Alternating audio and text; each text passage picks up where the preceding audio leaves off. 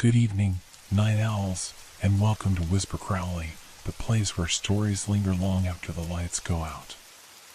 Tonight, we prepared chilling tales paired with the soothing sound of rain to ignite your imagination and make your heart race. If you feel the cold creeping in, tap that like button. It helps keep the shadows alive. Tell us in the comments where you're listening from or share the scariest moment that sent shivers down your spine. Don't forget to subscribe. You wouldn't want to miss what lurks in the darkness ahead.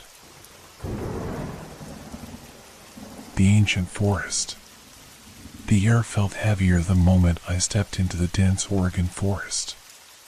It wasn't just the weight of the trees above me, their thick trunks reaching toward the sky, or the weight of history pressing down on my shoulders. No, this was something else. Something unnatural. I had come to Oregon for the peace and quiet, to escape the chaos of city life, to find solitude in the embrace of nature. I had heard the legends, of course. The stories of the ancient trails, where the land whispered secrets of long-forgotten creatures, beings older than time itself. But those were just stories, weren't they? Yet, standing there now, as the early morning fog clung to the moss-covered earth and the trees loomed around me, I wasn't so sure. I was alone, though that had never bothered me before. The solitude had always been comforting, but today it felt different. A sense of unease crept along my spine as I walked deeper into the woods, my boots crunching softly on the forest floor. It was quiet, too quiet. The usual sounds of chirping birds and rustling leaves were absent. Even the wind seemed to hold its breath. I pulled out my map, trying to focus on something concrete, anything to distract me from the creeping sense that something was off. The map showed me a trail, marked with an old symbol that, for some reason, made my stomach twist in a way I couldn't explain. Shaking it off, I started down the path, the trees narrowing the space around me, their gnarled branches reaching overhead like twisted arms. It was only as I ventured further and that I began to notice something strange. The shadows, no, not shadows, figures, were moving among the trees. At first, they seemed like mere illusions, tricks of the light through the mist. But then, I saw them clearly. Tall and thin, their forms seemed to shift and sway with the breeze, yet they never fully revealed themselves. I squinted, trying to make sense of what I was seeing. Their features were hazy, but there was something about them that struck a primal fear deep in my chest. I stopped in my tracks, heart pounding. Was I imagining this? I glanced around. There was no one here but me, but the figures, those strange silhouettes, lingered at the edge of my vision, watching. They were perfectly still when I focused on them, but when I turned away, they were closer. It's nothing, I told myself. The mist is playing tricks on you, that's all. But as I continued down the trail, I couldn't shake the feeling that the trees weren't just watching me. They were waiting. I reached a clearing, and the atmosphere shifted again. The oppressive silence became thicker, suffocating. There were no more illusions, no more doubt in my mind. The figures I had seen were real, and they were following me. Suddenly, a rustling from behind. I turned, but there was nothing there. Only the sound of my own breath, sharp and quick, echoing in the stillness. Get a grip, I told myself, forcing my hands to stop trembling. But the shadows, those figures, were getting closer. I could feel it, their presence heavy and relentless, as though the entire forest was closing in around me. The wind picked up again, and this time it carried with it a sound. Not the usual rustle of leaves or the distant call of an animal. This was different. It was like a low hum, barely audible at first, but growing steadily louder. I looked around frantically, trying to locate the source of the sound. It wasn't coming from the trees, but from the ground itself. The earth beneath my feet felt alive, pulsing, vibrating with a rhythm that seemed to come from deep within the forest. What the hell is happening? I took a step back, my heart racing. And that's when I saw it. The ground shifted slightly, revealing a long-forgotten path that had been covered by overgrown vines and fallen leaves. It seemed to beckon me, drawing me in like a magnet. The path wasn't marked on my map, but somehow I knew it was the right way. Or maybe it wasn't. As I took a hesitant step toward it, the figures in the trees began to move again. This time, they weren't standing still. No, they were walking, gliding toward me. Their limbs bent and twisted unnaturally as they moved through the mist, closing the distance between us.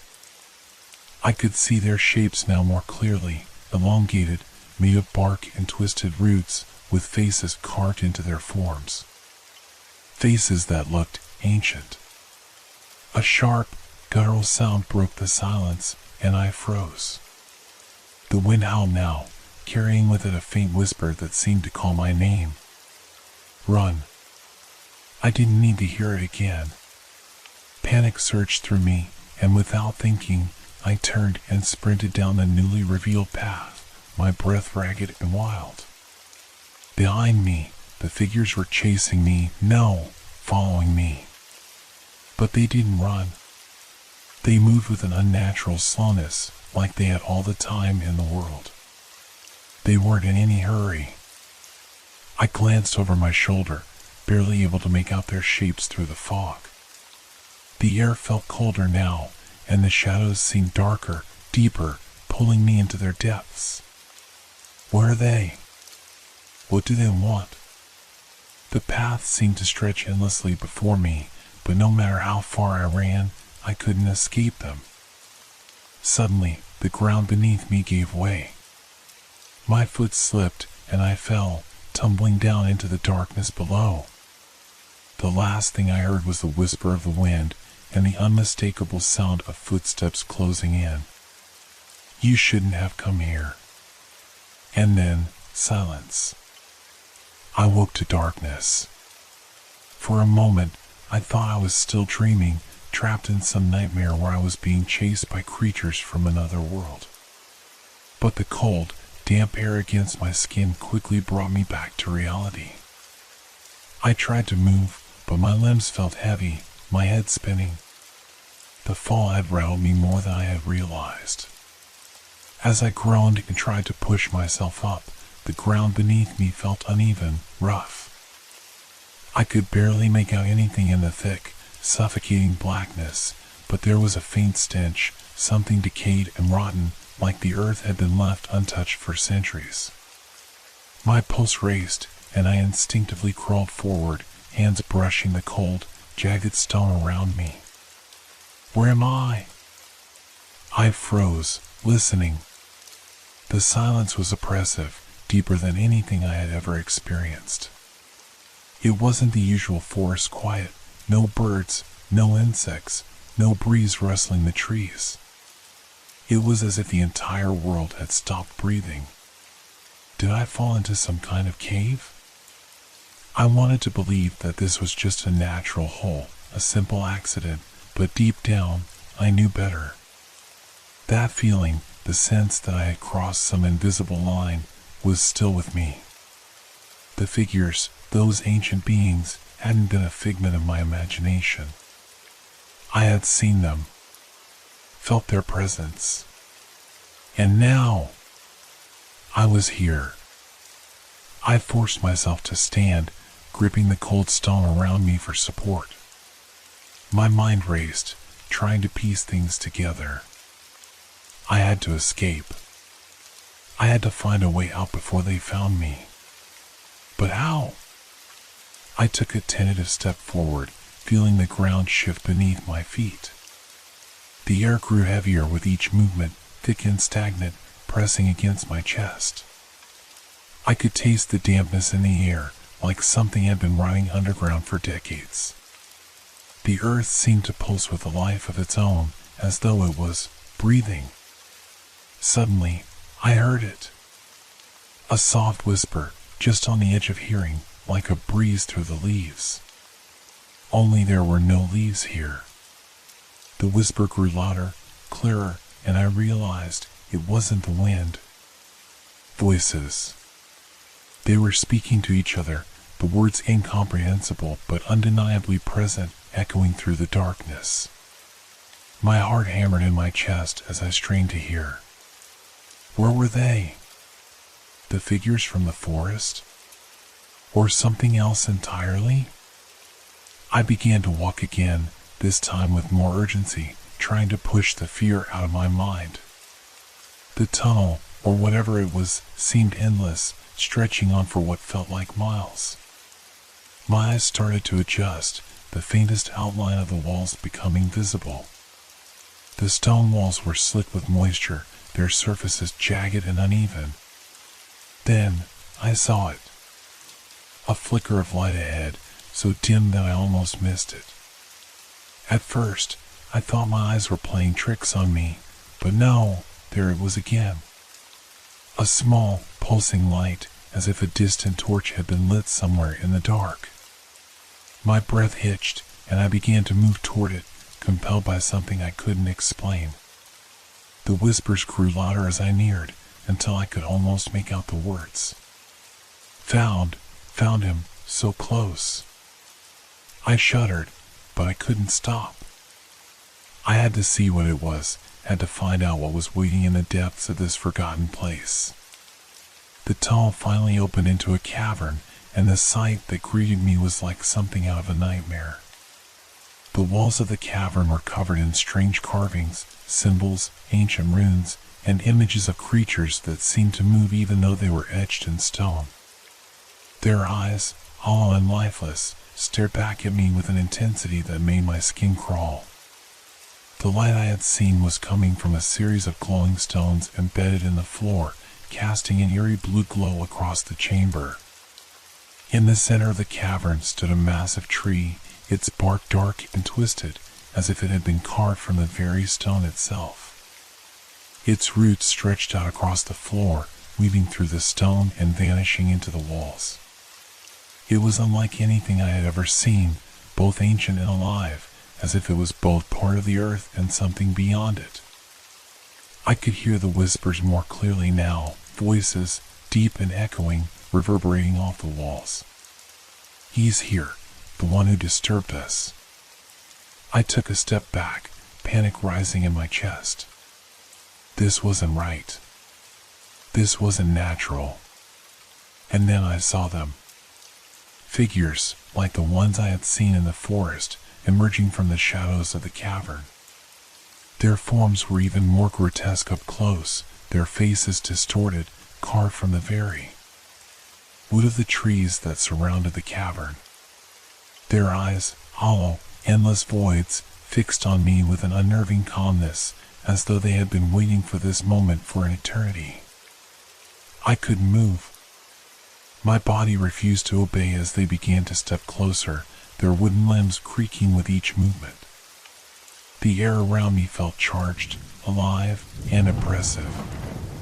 The whispers now filled my mind, drowning out all other thoughts. You shouldn't have come here. The voice was no longer a whisper, but a command, a cold, malevolent presence that seemed to seep into my very soul. And as I stood there, paralyzed by fear, I realized one terrible truth. I wasn't meant to find this place. The figures closed in around me, their bodies shifting and twisting in the dim light, and the tree's roots seemed to writhe, pulling at the earth, reaching toward me. I was trapped. And in that moment, I understood there was no escape. This forest, these creatures, this place, it was a prison for those who dared to disturb it. And I had disturbed it. The last thing I saw before everything went black was the tree's roots, curling around my legs, pulling me down into the earth. No one leaves. When I awoke, it was to an agonizing stillness. The oppressive darkness that had once surrounded me seemed to have receded, but it was replaced by something even worse, an unshakable silence that drowned out everything. I could no longer hear the faint whispers, nor the slow, rhythmic pulse of the earth beneath me. It felt as though the world had stopped entirely, and all that remained was me, alone and caught in this inescapable place. I tried to move, but my body felt heavy, as though weighed down by something I couldn't see. The roots, those monstrous, twisting roots, had bound me tightly. I could feel them constricting around my chest, pressing into my skin with unnatural force. Every breath I took seemed to send a jolt of pain through my lungs. Panic rose within me as I struggled, my hands finding nothing but the rough texture of the roots around me. Was I still alive? A cold sweat covered my forehead, and I fought to push the overwhelming sense of dread out of my mind. I needed to think, to focus. Somehow, I had to escape. I couldn't die here, trapped like an insect in a spider's web, bound to this cursed tree and its malevolent guardians. I strained to move, but the more I struggled, the tighter the roots seemed to become until I could barely breathe. Despair began to gnaw at my thoughts, and I wondered if this was it, if this was the fate of anyone who dared to trespass too far into the forest. The thought of being consumed by the earth, of becoming one with it, was unbearable. But as I lay there, writhing in the crushing grip of the roots, I saw something shift in the shadows. A figure. It moved slowly at first, barely more than a dark silhouette, but as it drew closer, I could make out the twisted features. The wooden figures I had seen before, those ancient, lumbering creatures, were now standing just outside the reach of my vision. Their eyes gleamed, hollow and unblinking, their faces contorted in grotesque expressions of both curiosity and malice. They were watching me. Waiting. The leader of the creatures stepped forward, its body creaking with every movement, like old wood groaning under pressure. It was tall, impossibly so, towering over me as it loomed just out of my grasp. Its face was a patchwork of bark and leaves, but its eyes were the most terrifying thing. They glowed, faintly at first, but then more intensely, piercing through the darkness like twin lanterns. I felt their gaze burn into me, reading me, seeing into the very depths of my soul. "What do you want from me?" I couldn't speak. The words caught in my throat, choked by the fear that seized me. I tried to look away, but I couldn't. There was something about those eyes, something that made me unable to look anywhere else. The silence was suffocating, and the weight of their presence was unbearable. I could feel the tension building, as though something monumental was about to happen. The creature reached out with a gnarled hand, its long fingers brushing against my skin. It wasn't a touch of comfort. No, it was something else entirely. It was as though its touch was draining the life from me, each finger sending a cold shiver through my bones. No, no, no. I tried to pull away, but the roots held me fast. I could feel my strength waning, my mind growing hazy. The creature's fingers pressed harder against my chest, and I felt something deeper, something ancient and dark, reach into me. The leader leaned in, its voice barely a whisper, but it was loud enough to echo in the hollow emptiness. "You are ours now." I closed my eyes, trying to block out the horror. But when I opened them again, the world had shifted. The ground beneath me was no longer solid. The stone, the tree, the roots, they were all gone. In their place was an endless expanse of shadow, a void that stretched out in every direction. The creatures were still there, still watching, their eyes gleaming like stars in the blackness. I wasn't in the forest anymore. I couldn't tell where I was, but I knew that I had crossed into something far worse than the woods I had known. This place, it was a prison, a limbo between worlds, a realm where time itself didn't exist. The silence was absolute, and yet it was filled with the screams of those who had come before me, those who had dared to enter this forgotten realm and had never returned. The creatures circled me, their wooden forms shifting in the darkness, their eyes glowing with hunger. I could feel them drawing closer, their presence pressing in on me from all sides. Escape? There is no escape. I couldn't move. I couldn't think. The cold dread in my chest grew until it consumed me entirely. The shadows swallowed me whole, and as I was pulled deeper into the void, I heard the creatures whispering once more. You are one of us now. And then, nothing. Just an endless, empty void. I awoke again, but this time the void was different. The suffocating silence had lifted slightly, replaced by a distant, rhythmic thumping sound like the beating of a heart, slow and steady. But this was no comforting pulse. It was a warning. I could feel it in my bones, the same way a storm looms on the horizon, heavy and ominous. I couldn't move. I couldn't speak. My body was still bound, but not by roots anymore. I was submerged. I could feel the pressure of something cold and wet surrounding me, as if the air itself had turned to liquid. It was thick, almost suffocating, like I was drowning in something that shouldn't be alive. Panic rose inside me as I tried to shift, to push myself up or out. But it was futile. My limbs were immobilized, as though they had been welded to the ground. The only thing I could do was stare into the blackness, which was now alive with shifting shadows.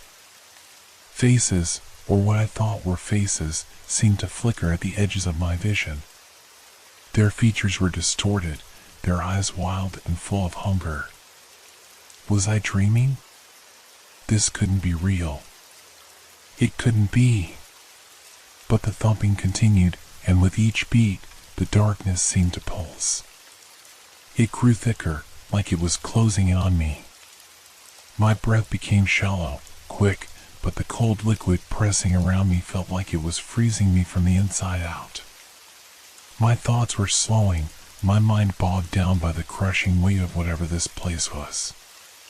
The thumping was louder now, almost deafening, and the shadows around me began to stretch, elongating into twisted figures. They weren't just shadows anymore.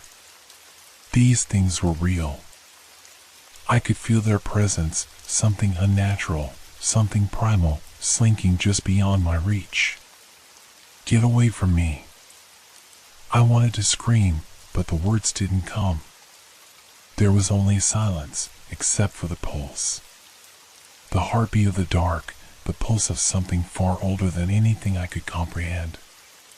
It seemed to feed off my fear, drawing nearer the more I resisted, like a predator closing in on its prey. The shadows began to take shape, solidifying into forms that were both familiar and alien. They were figures of the past, creatures from myths long forgotten. The same wooden figures I had seen before, but now their forms were distorted, more grotesque, more menacing. Their faces were warped, their eyes glistening with an otherworldly fire. They moved with an eerie, mechanical precision, as if they had been waiting for this moment for centuries. I tried to thrash against the invisible force holding me, but it was pointless. My body didn't obey. The shadows drew closer, their hands, long and gnarled, reaching toward me. I could feel their cold touch, like the embrace of death itself. Each finger that brushed my skin sent a shockwave through my body, making my heart race with terror. No! I fought harder, but the more I struggled, the more the dark creatures closed in. Their whispers began to fill the air, low and guttural, like the sound of roots twisting in the soil. The language was alien, incomprehensible, but I felt it in my chest, deep in my core, a warning. A command. You belong to the forest now. I couldn't understand the words, but the meaning was clear. I was trapped. I was theirs. The figures surrounded me now, their eyes locked onto mine, and I felt an overwhelming urge to close my eyes, to look away. But I couldn't. Their gaze held me captive, and I realized then their eyes weren't just watching me. They were feeding on me, drawing out the fear, the confusion. They were consuming me piece by piece, and every moment I spent staring back at them brought me closer to losing myself entirely. I couldn't let this happen. I couldn't let them take me. With the last bit of strength I could muster, I pulled my focus away from their eyes, away from the creatures, and tried to concentrate on something, anything, that wasn't them. I thought of the world outside this place, of the trees that had once seemed so peaceful, so full of life. And for a brief moment, I felt a flicker of hope. It was tiny, almost imperceptible, but it was enough to remind me that there was something else beyond the shadows. That there was a way out. But the figures were relentless. One of them reached forward, its hand closing around my throat, squeezing tight. I gasped for air, but it was no use. My vision blurred, and my thoughts began to scatter. This is it. This is how it ends. But then, just as the darkness threatened to swallow me whole, I heard a sound. A snap, like a branch breaking under pressure, sharp and sudden. The grip on my throat loosened for a fraction of a second, and in that moment of weakness, I managed to free myself. I didn't know how, but somehow, I was moving again, back into the void, back into the place where nothing made sense. The thumping heart continued its rhythm, but now it was different. Now, it was closer. And somehow, it was no longer just a heartbeat. It was something else. Something far worse. The creatures were chasing me. I didn't dare look back. The fear driving me forward was primal, pushing me to run without understanding what I was running from. The air around me was thick with the stench of decay, and I could feel the shadows nipping at my heels, closing in. And then, I heard it. The sound of skittering. Of claws scraping against stone. Something was behind me. I wasn't alone anymore. The realization hit me like a physical blow. I could feel it, the presence, the thing hunting me. And as I turned, I saw nothing. Nothing at all. But I could feel it in my skin, in my bones, in the very air I breathed. I wasn't escaping. I was just running deeper into its grasp. And that thought, that terrifying truth, almost broke me. I was never meant to leave this place. The darkness pressed in, suffocating and cold, wrapping itself around me like an unforgiving shroud. My heart was pounding, each beat reverberating through the air as I stumbled through the endless, empty space. There was no direction anymore, no up, no down. Just this overwhelming, consuming blackness that seemed to devour every ounce of hope I had left. I kept running, but my legs were heavy, sluggish, like I was wading through thick mud. The air tasted of rot, and the smell made my stomach churn. The creatures, the figures, were no longer just shadows. I could hear their movements now, hear their ragged breathing, feel their eyes on me, even when I couldn't see them. Don't look back.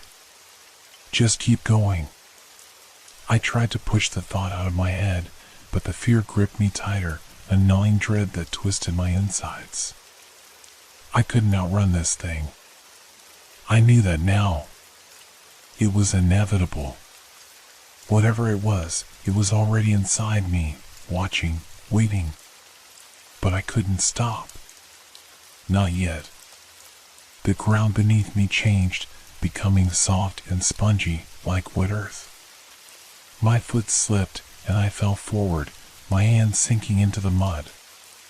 Panic surged, and I scrambled to regain my footing, my breaths ragged and uneven. The shadows shifted, their whispers growing louder, like an ancient chant rising from the depths of the earth. And then, just as my fingers brushed against the cold soil, I heard it. A sound so unnatural, so guttural, that my mind refused to comprehend it. It was a low, wet growl, like the sound of something monstrous shifting in the dark. My body froze, paralyzed by the terror that surged through me. I couldn't breathe, couldn't move. The sound grew louder, closer, until it was right behind me. I turned instinctively, my eyes scanning the pitch-black void, but there was nothing there. Just the sound, closer now. The unmistakable rhythm of something massive moving through the shadows, something with eyes that gleamed like fireflies in the dark. I felt its breath before I saw it, hot and foul, brushing against the back of my neck. My body screamed for me to move, to run, but I couldn't. I was frozen in place, as if my mind had shut down in an attempt to protect itself from the terror that was closing in. And then, out of the shadows, it emerged. It was not a figure of wood or stone, like the others. This was something far worse. A creature that defied all reason, a beast with an elongated body, twisted limbs, and eyes that glowed with a terrible hunger. Its fur was matted and dark, and its teeth, no, its fangs, protruded from its gaping mouth, sharp and yellow like daggers.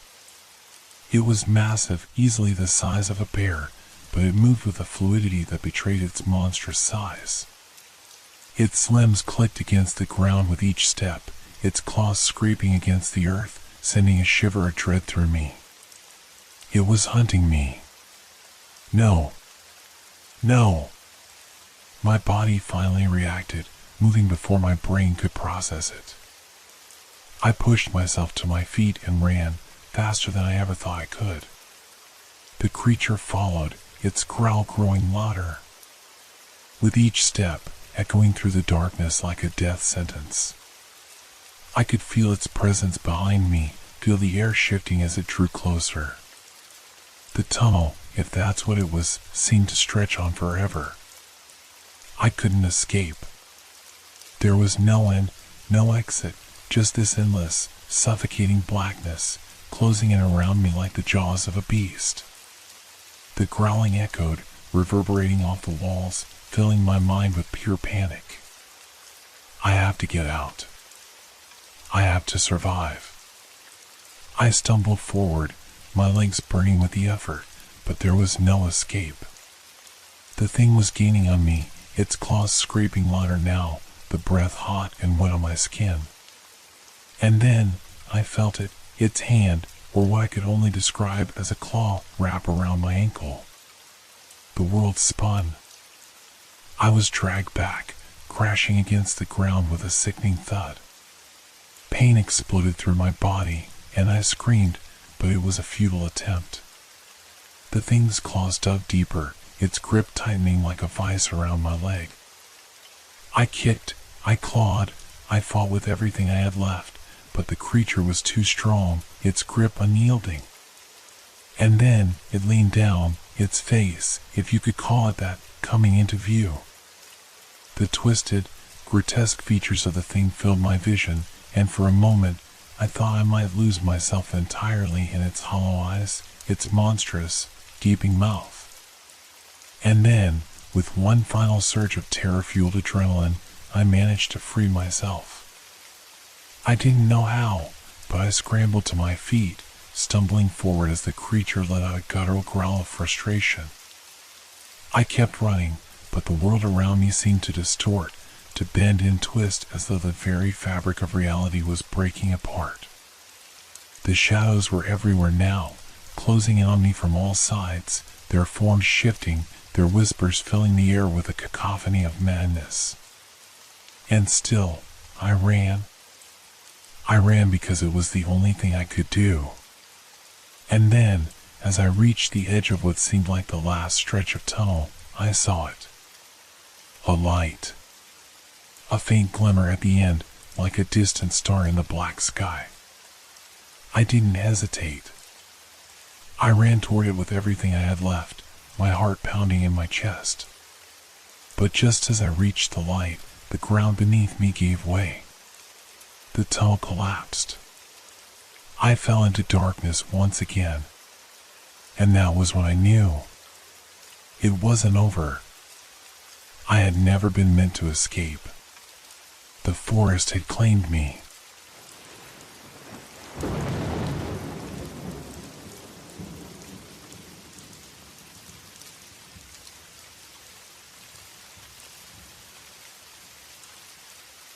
Cursed gates.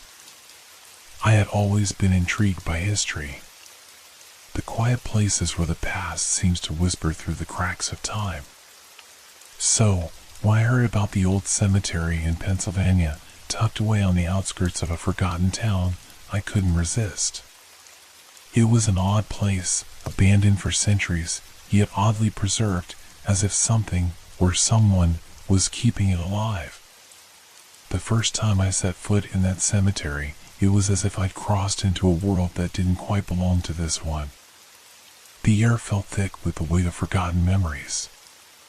The gravestones, weathered by time but not yet consumed by it, loomed like silent sentinels, their inscriptions faded and barely legible. I wasn't the only one intrigued by this place.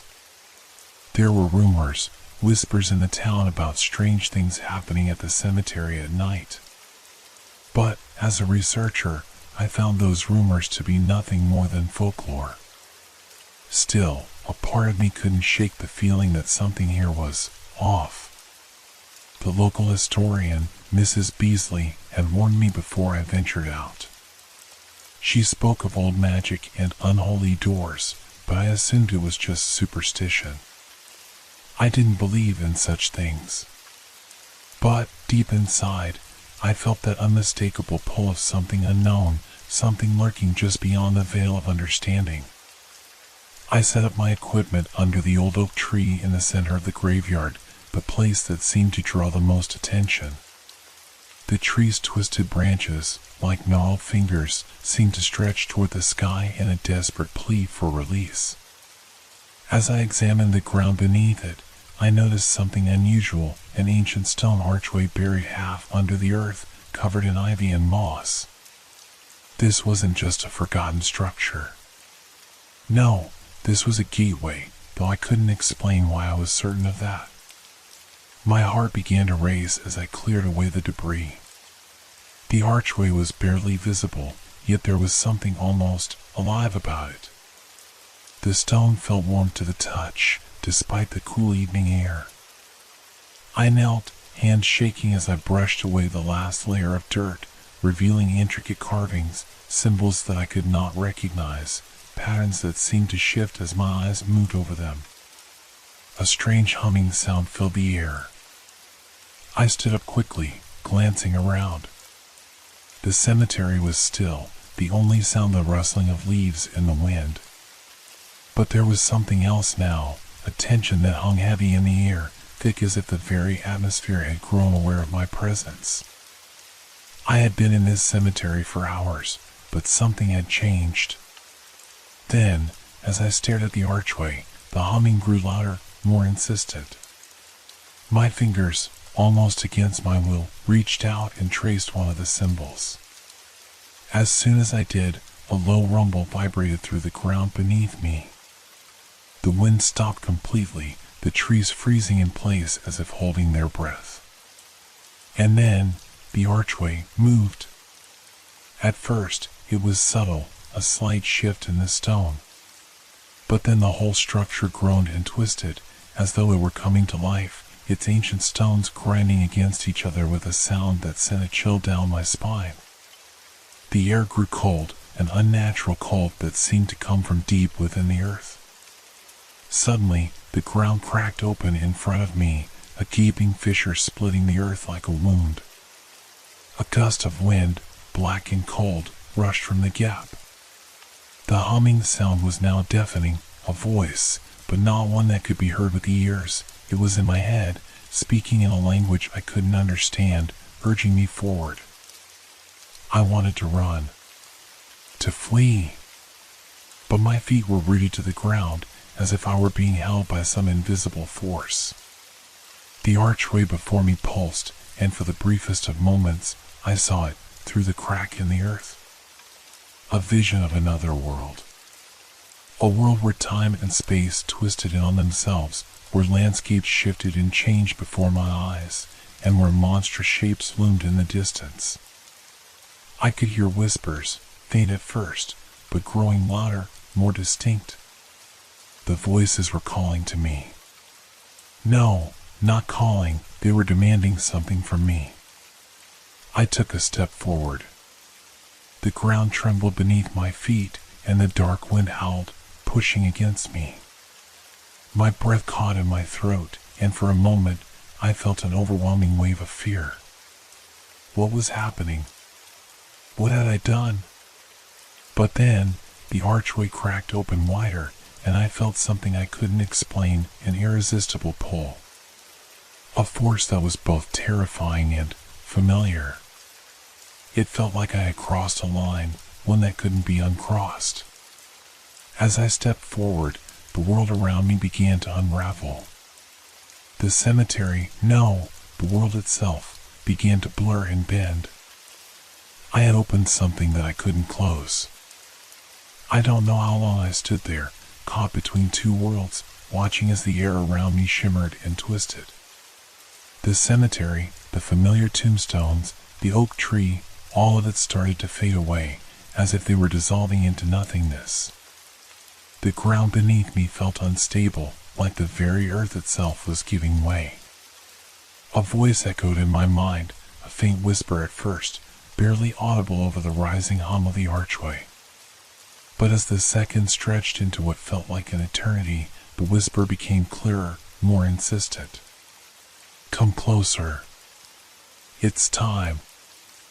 I tried to move, tried to step back, but my legs were like stone, frozen in place. The force of the pull grew stronger with every heartbeat, like an invisible hand clutching at my chest, dragging me toward the archway. I could feel the temperature drop, the cold now so sharp it cut through my clothes. The wind howled, carrying with it an unearthly scent, something rotten, like the decay of centuries-old bones. A shadow passed by me, quick and fleeting, and I instinctively flinched, looking to my left. My heart raced, and for a moment, I thought I saw a figure standing in the periphery of my vision, just beyond the reach of the fading light. It was tall, too tall. Its outline was indistinct, but there was something about it, something that felt wrong. I wanted to scream, but no sound came out. My mouth felt dry, the words trapped behind my fear. And then, without warning, the pull became unbearable. My feet moved of their own accord, stumbling forward, crossing the threshold of the archway. As soon as I passed through it, the world shifted. The air was thick, suffocating. A haze settled over everything, the familiar cemetery now a distant memory, replaced by an eerie landscape unlike anything I had ever seen. It was as if I had stepped into a dream, a nightmare. The ground beneath me was cracked and barren, the sky above a sickly shade of purple, swirling like oil on water. The horizon stretched out in every direction, endless and broken. The silence was oppressive, broken only by a low, constant hum that seemed to vibrate in my bones. It was coming from everywhere, all around me, as though the world itself were alive with a dark energy. I looked behind me, and the archway was gone. There was no trace of the cemetery, no sign that it had ever existed. I was alone in this twisted, alien landscape, and I could feel the weight of something watching me. A distant sound reached my ears, faint at first, like a scratching, a skittering. It grew louder, closer, and my heart pounded in my chest. The noise was unmistakable now. Paws, claws, something large moving through the dust. No.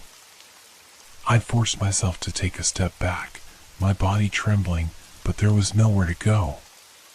The sound was all around me, coming from the shadows that seemed to stretch unnaturally far. My eyes darted from one corner of the horizon to another, searching for any sign of movement. That's why I saw them. At first, they were just shadows, dark, indistinct shapes moving at the edges of my vision. But as they drew closer, I could make out their form, enormous, grotesque creatures with shining eyes that reflected the sickly light of the sky. Their bodies were long, twisted, covered in fur that looked matted and filthy, and their massive claws scraped across the cracked earth, leaving deep gouges behind. Panic surged through me as I stumbled backward, my heart racing. I knew they were real, not in the sense that a normal creature would be. They were something else, something darker, and their presence made the very air feel heavy, oppressive. I took a step forward, but the ground beneath me gave way. I tumbled, falling to the dusty earth below, my hands scraping against jagged rocks. I gasped for breath, my body shaking, but as I tried to push myself up, a sharp, unearthly shriek pierced the silence. It was one of the creatures, closer now, far too close. I turned to face it, but there was no time to react. It was upon me, its glowing eyes locked on mine, and I froze. For a brief moment, I could feel its gaze digging into me, as though it could see straight through me, to my very soul. Then, a low growl rumbled from its throat, and the world seemed to shift again. The creature reared back, its monstrous form towering over me, its breath hot and rancid as it exhaled. I barely had time to register what was happening when a sudden sound filled the air, a crackling, snapping noise that seemed to break the tension. Something else, something more powerful, was moving in the distance. The creature froze, its head snapping toward the sound. My eyes widened as the ground shook again, and I saw a dark shape moving across the sky, far larger than anything I had ever seen. It was coming toward us, a massive silhouette with glowing red eyes. The creature turned and ran, disappearing into the shadows, leaving me trembling and alone in the middle of this nightmare. What was I doing here? What had I awakened? I had crossed the threshold of the cursed gates, and now there was no going back. The ground trembled beneath me as the shadow overhead grew closer, its shape becoming clearer. I could hear its wings now, the sound like an enormous gust of wind, flapping through the air with a force that made my chest tighten. It was coming. Whatever it was, it wasn't friendly. I had no doubt about that. I scrambled to my feet, my heart pounding in my ears, but I didn't know where to run. The landscape around me, this twisted, otherworldly place, seemed to stretch forever, and the horizon was a jagged, unnatural silhouette against the dark sky. There was nowhere to hide, nowhere to turn. The only thing I could do was move, but I didn't know where. The creature had disappeared into the shadows, but its presence still lingered, thick and suffocating. It was as if I could feel its hunger gnawing at the air. And then, like a distant thunderclap, the world shifted again. A low growl rumbled from beneath the earth, and I stumbled back, my eyes wide with terror. The ground cracked open in front of me, and a pair of glowing eyes emerged from the fissure, eyes that burned with an unnatural intensity. The creature from before, the one that had made my skin crawl, was back, its shape now clearer. It was not just a shadow, not just some figment of my imagination. It was real, too real. I froze, every muscle in my body tensed, my breath shallow as I tried to stay as still as possible. But the creature wasn't fooled. It saw me. It knew I was there. Its massive head tilted, studying me like a prey animal sizing up its next meal. Its jaw parted, revealing rows of sharp teeth, glistening with saliva. The growl grew louder, vibrating through the air. And then, it lunged. Instinct took over. I scrambled backwards, my hands hitting the rough ground as I tried to push myself away from its approaching form. I heard the heavy thud of its paws against the ground, closer with every passing second. My heart was in my throat, and my legs felt like jelly, barely able to carry me. I didn't know what to do. I didn't know where to go. And then, something in the air shifted. A voice, not my own, whispered through my mind. Run. It wasn't a suggestion. It wasn't even a command. It was simply a statement. Without thinking, I turned and ran. My body was moving faster than I thought possible, my feet pounding the cracked earth as I fled from the creature that was still chasing me, its growls reverberating in my ears. I didn't look back. I couldn't look back. I had no idea how much distance I had between us, but I couldn't afford to waste time checking. I pushed myself harder, ignoring the ache in my lungs, the strain in my muscles. I had to keep going. The ground around me seemed to change with every step. The air thickened, and the sound of my breathing became the only thing I could hear over the pounding of my feet. The shadows seemed to stretch toward me, pulling me into them, threatening to swallow me whole. I ran until my legs gave out beneath me, my body collapsing to the ground with a gasp. I didn't have the strength to keep going. And then, from the corner of my eye, I saw them, dozens of glowing eyes, scattered across the landscape like scattered stars, watching me. More of the creatures had appeared. I couldn't move. I couldn't breathe. There was nothing left inside of me, nothing but the overwhelming feeling that I was not alone. I tried to make myself smaller, to hide in the shadows, but it was useless. They could see me. They could always see me. One by one, they began to move closer, their long, twisted bodies swaying as they stalked toward me. Their claws scraped against the ground, sending sharp sparks flying into the air. The sound was maddening, sending shivers down my spine. I could hear their breath, deep, slow, hungry. They were toying with me. I clenched my fists, trying to hold on to whatever fragments of courage I had left, but I knew it was only a matter of time before they closed in. The shadows grew deeper, suffocating me with their presence. The ground shifted beneath me again, and I felt a sudden tremor. The sky above me flickered, a faint red light spraying across the horizon. Something was happening, something beyond my control, and I had no idea if it was salvation or my final undoing. Suddenly, a deafening roar split the air, making the creatures freeze. They stopped in their tracks, their glowing eyes wide, their bodies tense. I turned, heart racing, and saw it. The massive shape I had glimpsed before, the one whose shadow had blotted out the sky, was now descending toward me, its form monstrous and horrifying.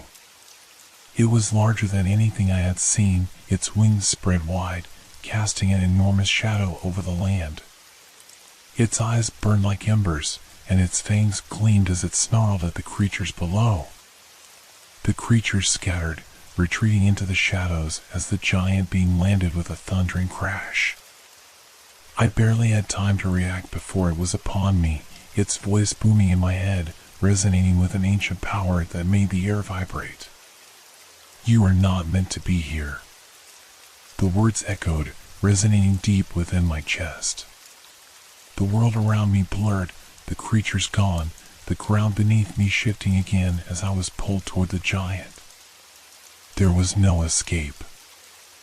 I could feel its presence pulling me into its grasp, and I realized with horror that whatever this was, whatever this place was, it was far from natural. I was trapped, and the hunger of this world was about to consume me. I struggled against the pull, my mind spinning, heart racing. The voice of the giant echoed louder in my head, demanding my attention. You do not belong here. Its words were like a constant hum, pressing down on me, making it impossible to think straight. But beneath that hum, I could hear something else, the whispers of the shadows, the subtle scraping of claws on stone, the sharp exhalations of the creatures that had retreated. They hadn't gone far. I needed to escape. I couldn't let this thing, whatever it was, drag me into whatever abyss it was leading me to. I fought to steady my breath, my hands trembling as I pressed them to the rough ground beneath me. Every inch of me screamed for escape, but there was nowhere to go. The sky above was an ever-shifting shade of crimson, like the very air was being torn apart. The landscape had become a twisted version of itself. Jagged spires reached toward the sky, casting long, eerie shadows that stretched and twisted unnaturally, as if the world itself was alive and hungry. I took one last glance at the giant's fiery eyes, its shape blurring with each second, bending the space around it as if it were the center of all this chaos. I knew then, I wasn't just lost. I was never supposed to be here. This place, this dimension, was not a mistake or an accident. It was a trap designed for something like me. Before I could gather my thoughts, the ground beneath me cracked open, swallowing my legs. I fell, my body tumbling down through the darkness, the air growing colder and colder as I plunged deeper. I couldn't scream, couldn't make a sound as the world around me blurred, my mind barely able to keep up with what was happening. The tunnel twisted like a living thing, pulling me faster, deeper into the depths of the unknown. And then, just as suddenly as it had started, everything stopped. I landed with a sickening thud on something soft, like rotting flesh. The air around me stank, thick with decay and mildew. I forced myself to sit up, my hands trembling as I pushed through the stench, trying to make sense of where I was. My surroundings were in impenetrable blackness, save for a faint, flickering light in the distance. My heart hammered in my chest. Was it real? Or was it just another illusion? I got to my feet, my legs shaking with exhaustion, my mind racing. The silence here was suffocating, broken only by the occasional sound of something skittering just out of reach. My instincts screamed at me to run, but I had no idea where to go. No direction, no escape. The whispering returned. This time it was louder, closer. "It's hungry," the voice hissed, sending a cold shiver down my spine. "You are too weak to survive here. You are already in its grasp." I turned in every direction, but there was nothing. No creature, no sign of the shadows that had tormented me before. Yet, I could still feel them. They were watching, waiting, listening. My pulse quickened. I forced myself to take a step toward the flickering light. It was faint but persistent, as if it were calling me, beckoning me forward. I couldn't explain why, but I had no choice. I stumbled forward, every step heavier than the last, the air growing colder the closer I got to the light. It wasn't a flame or a torch, but something far more unnatural. The light hovered in the air, shifting in color from a dull orange to a sickly green, casting eerie reflections on the walls around me. As I approached, the walls seemed to stretch and bend, the darkness around me closing in like a tightening vice. The ground beneath my feet became slick, the cold seeping through my boots. I could feel it. The hunger. I reached out toward the light, my hand trembling as I drew closer, and that's when I saw it. A figure, standing just beyond the flicker of the light. It was tall, its form shrouded in shadow, its eyes glowing with that same infernal fire I had seen earlier.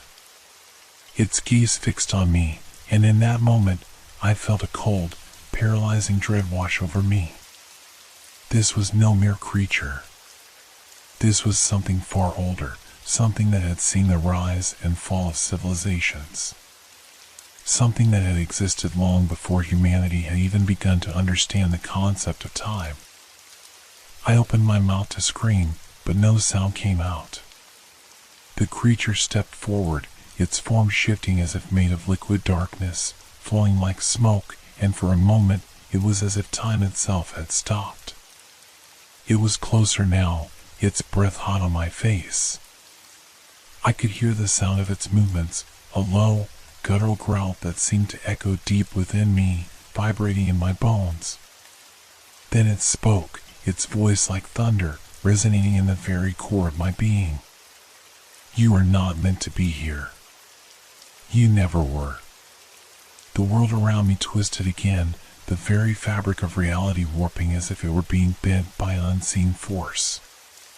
The creature's presence grew larger, its shadows swallowing the light, and I felt the pull of it, the pull toward the void, toward nothingness. Suddenly, the ground gave way beneath me. I fell again, but this time, I didn't land. I kept falling. I was falling into the depths of the abyss, and as I tumbled, I understood. This place, this world, wasn't just a trap. It was a prison. A prison for something, or someone, far more ancient than anything I could comprehend. And now, I was part of it. There was no escape. I don't know how long I fell. It could have been seconds. It could have been hours. The sensation of falling was endless, an all-consuming void that stretched into eternity. There was no air, no sound, no light. Only the endless plunge into darkness, with nothing to grab onto, no way to stop. Just the pull of the abyss, dragging me deeper and deeper, until it felt like my very soul was being torn apart. When I finally hit something, the shock of it felt as though it had shattered me, like I had collided with the very fabric of existence itself. I lay there, my body crumpled, broken. The air was thick, oppressive, and yet, strangely still. Not a single breath of wind, not even the faintest whisper of movement. Just an impenetrable silence. I tried to move, but my limbs felt like lead. My chest tightened, and for a moment, I thought I might suffocate. I struggled to breathe, gasping, but the air tasted like dust and decay. The overwhelming stillness of this place pressed in on me, suffocating me in its silence. And then, I heard it. A whisper. It was faint, almost imperceptible, but it was there. You are here now. You belong here. I shot upright, my heart hammering in my chest. I was no longer in the place where I had fallen. The shadows had given way to a strange, muted light that seemed to come from nowhere and everywhere at once. The walls around me were smooth, like obsidian, and stretched up far beyond my sight. I couldn't tell if the space I was in was a room, a cavern, or something else entirely. The ground beneath me was cold and slick, as if it were made of some living material that pulsed with a slow, steady rhythm. But the worst part was the emptiness. It was not just a physical void, it was a void in my mind, my very thoughts feeling like they were being swallowed up by the vastness of this place. I could feel my identity slipping away, as if I were no longer myself, but simply a presence in this endless, desolate expanse. The whispers continued, swirling around me, growing louder, more insistent. You cannot leave. You are part of this now. I pressed my hands to my ears, trying to block out the voice, but it was inside me, gnawing at my very consciousness.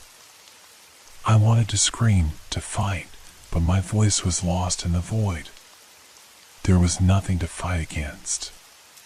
No form, no shape to battle. just the oppressive, ever-present weight of the darkness. And then I saw them. Out of the corner of my eye, a flicker of movement, shadows, figures that were too far away to define, but too close to ignore. They watched me from the edges of my vision, their presence heavy, their eyes glowing like embers in the dark. I tried to move toward them, desperate for any form of life, but my body refused to obey. It was as if I had become part of the landscape, just another lost fragment of this forsaken dimension. Suddenly, the space before me began to shift. The walls rippled, bending and warping like liquid. I could feel the ground beneath me tremble as if it were alive, reacting to my thoughts, to my very presence. The shadows shifted again, this time closer, their forms becoming more defined. They were not human, not anything I recognized. They were creatures made of darkness, their bodies formless, yet their eyes, those glowing eyes, burned into me with an intensity that made my skin crawl. One of them moved toward me. It was towering, a shadow in the shape of a person, but its form was shifting, constantly changing, as though it was not quite solid. It stopped a mere foot away from me, its presence overwhelming, its eyes unblinking. I could feel the heat radiating from them, a palpable, suffocating warmth that made my skin itch. And then it spoke. Its voice was like the creaking of ancient wood, deep and slow, like the very essence of time itself. You have been chosen. You will stay here forever. The doors you once sought are closed to you.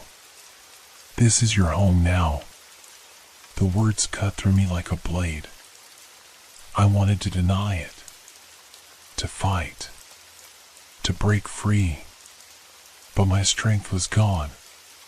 The shadows had already claimed me, twisted my mind until I no longer knew what was real. I was no longer the person I had been when I entered that cursed world. I was part of it now. I felt the darkness closing in, not just around my body, but inside me. I could feel my own thoughts being absorbed, my memories fading. The light that had once flickered before me was now gone, replaced by an endless, oppressive void. The creatures circled, drawing closer, their eyes never leaving mine. In that moment, I realized the truth. I had never truly escaped. I had never left this place. This world, this prison, had been waiting for me. Waiting for someone to fall into its depths, to become its part, its endless prisoner. And as the last fragments of my consciousness began to slip away, I understood. The real horror was not in the monsters, the shadows, or the endless darkness. It was in the knowing that no one could escape. Not even me. I had become nothing more than a whisper, a shadow among many, lost in the eternal silence.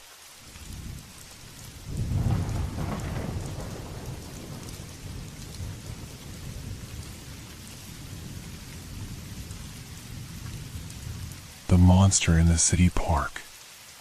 The sun had already dipped below the skyline of New York, casting long, dark shadows across the sprawling park.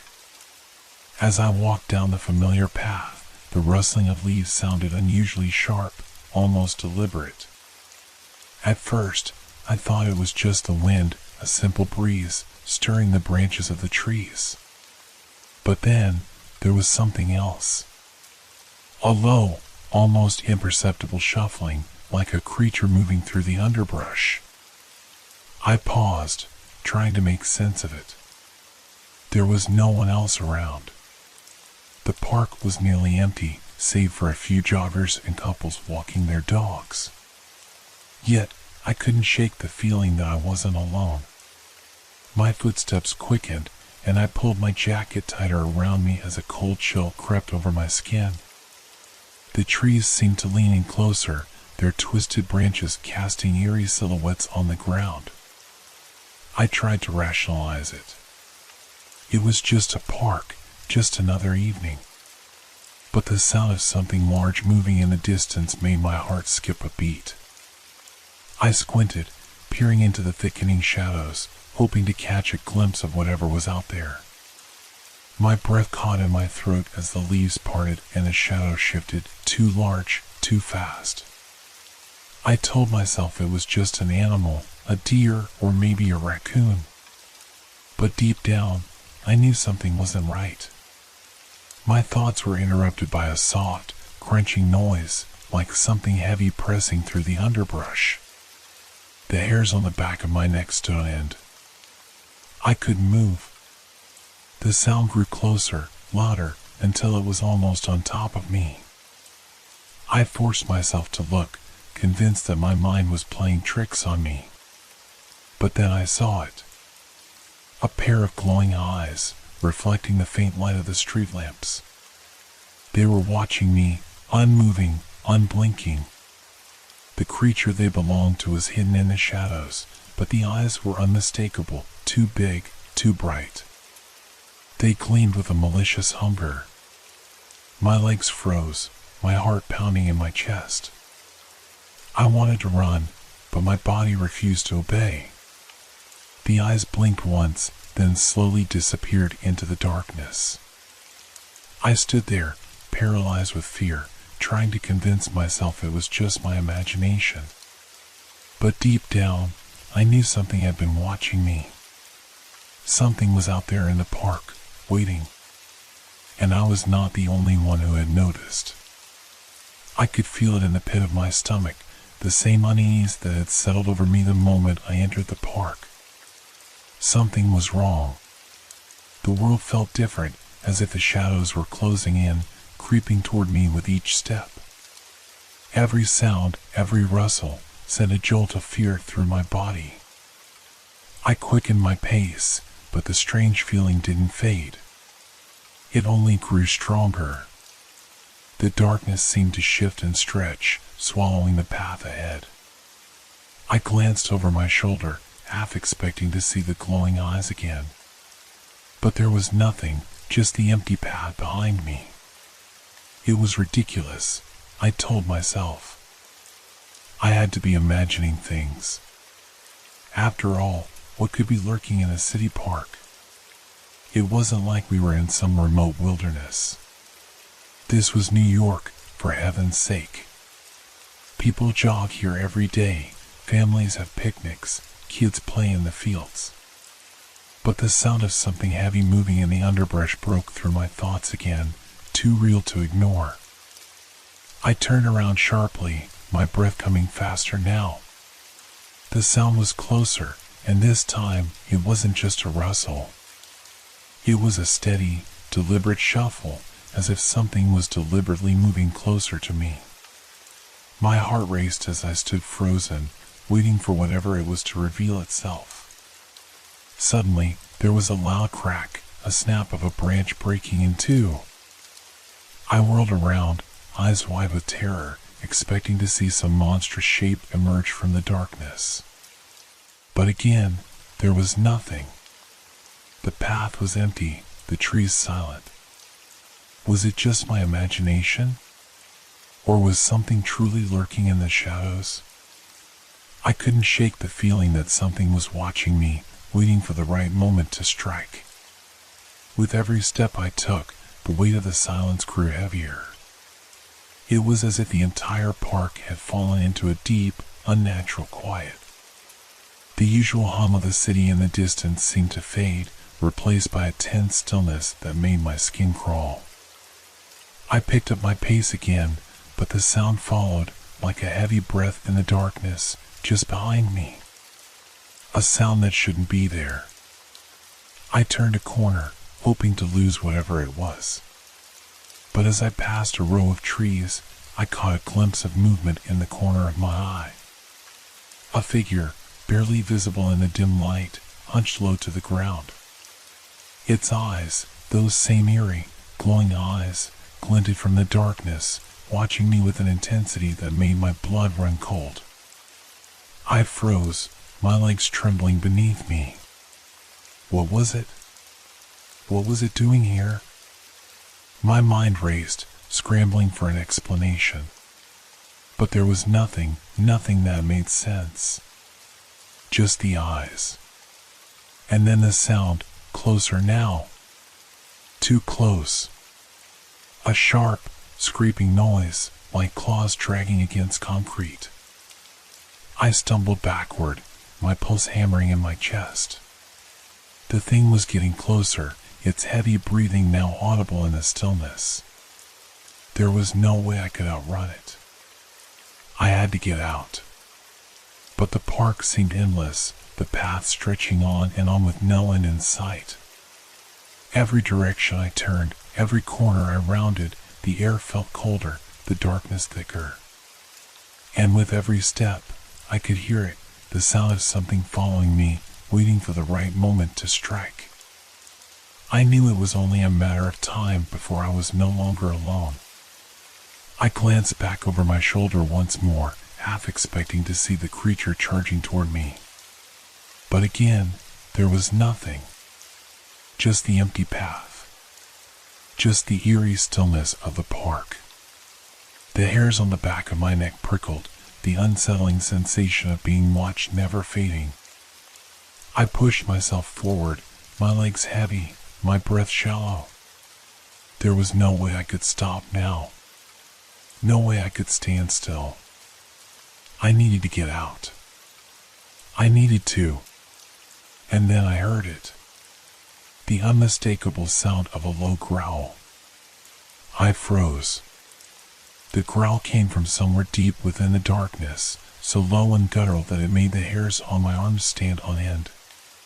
It wasn't the sound of any animal I had ever heard. It was something otherworldly. My body refused to move. Every instinct screamed at me to run, but I couldn't. I couldn't even breathe. The sound echoed in my mind, filling the empty space around me. I could feel my pulse thudding in my ears, each beat a reminder of the growing danger closing in. The growl lingered, fading into the night only to be replaced by a soft scraping sound. It was moving closer, stalking me from the shadows. I swallowed hard, forcing my legs to move, even if it was just a few steps. The path ahead seemed endless, stretching out in front of me like some twisted maze. I turned another corner, hoping to lose whatever was hunting me. But the scraping noise followed, now louder, sharper, and closer. Whatever it wasn't far behind. I glanced over my shoulder, just as a flash of movement caught my eye. A dark figure, just barely visible in the corner of the path, disappeared behind a tree. My heart skipped a beat. It was no animal. It was too large, too wrong. It moved like something intelligent, something aware of my every step. I stumbled, my foot catching on a root hidden beneath the overgrown grass. I barely caught myself, my knees scraping against the rough earth. My hands pressed against the ground to steady myself, but my mind was already elsewhere, already focused on the sound that was growing louder. It was no longer a rustling or a scraping. It was the sound of claws scraping against stone, followed by the unmistakable shuffle of something moving, dragging itself along the ground. Something that was too large to hide, too powerful to ignore. My breath came faster, my chest tightening with each passing second. The air around me seemed thicker, the shadows pressing in from all sides. I glanced up at the trees, their twisted branches casting long, eerie shadows across the path. The moonlight barely pierced through the canopy, leaving the ground below in near total darkness. And then, just as I was about to push myself to my feet, I saw it. A flash of movement. A large shape darted across the path, just out of sight. My heart pounded in my chest as I realized what it was. It was too fast, too big. It wasn't just following me, it was circling me. Closing in. I stood up, forcing my legs to carry me, my mind racing. Where could I go? I was trapped in this park, surrounded by trees and shadows, with something that wanted to rip me apart. I felt the weight of my own fear pressing down on me like a physical force, threatening to collapse my chest. I had to think. I had to do something. I sprinted down the path, not looking back. My feet pounded against the concrete, the sound of my own footsteps deafening in the silence. I could still hear it behind me, the scrape of claws on stone, the soft growl that made my blood run cold. It wasn't far behind. As I rounded another corner, I saw the familiar outline of the park's gates in the distance. My breath caught in my throat. If I could just make it to the gate, I could escape. The city was just beyond. I could scream for help. I could.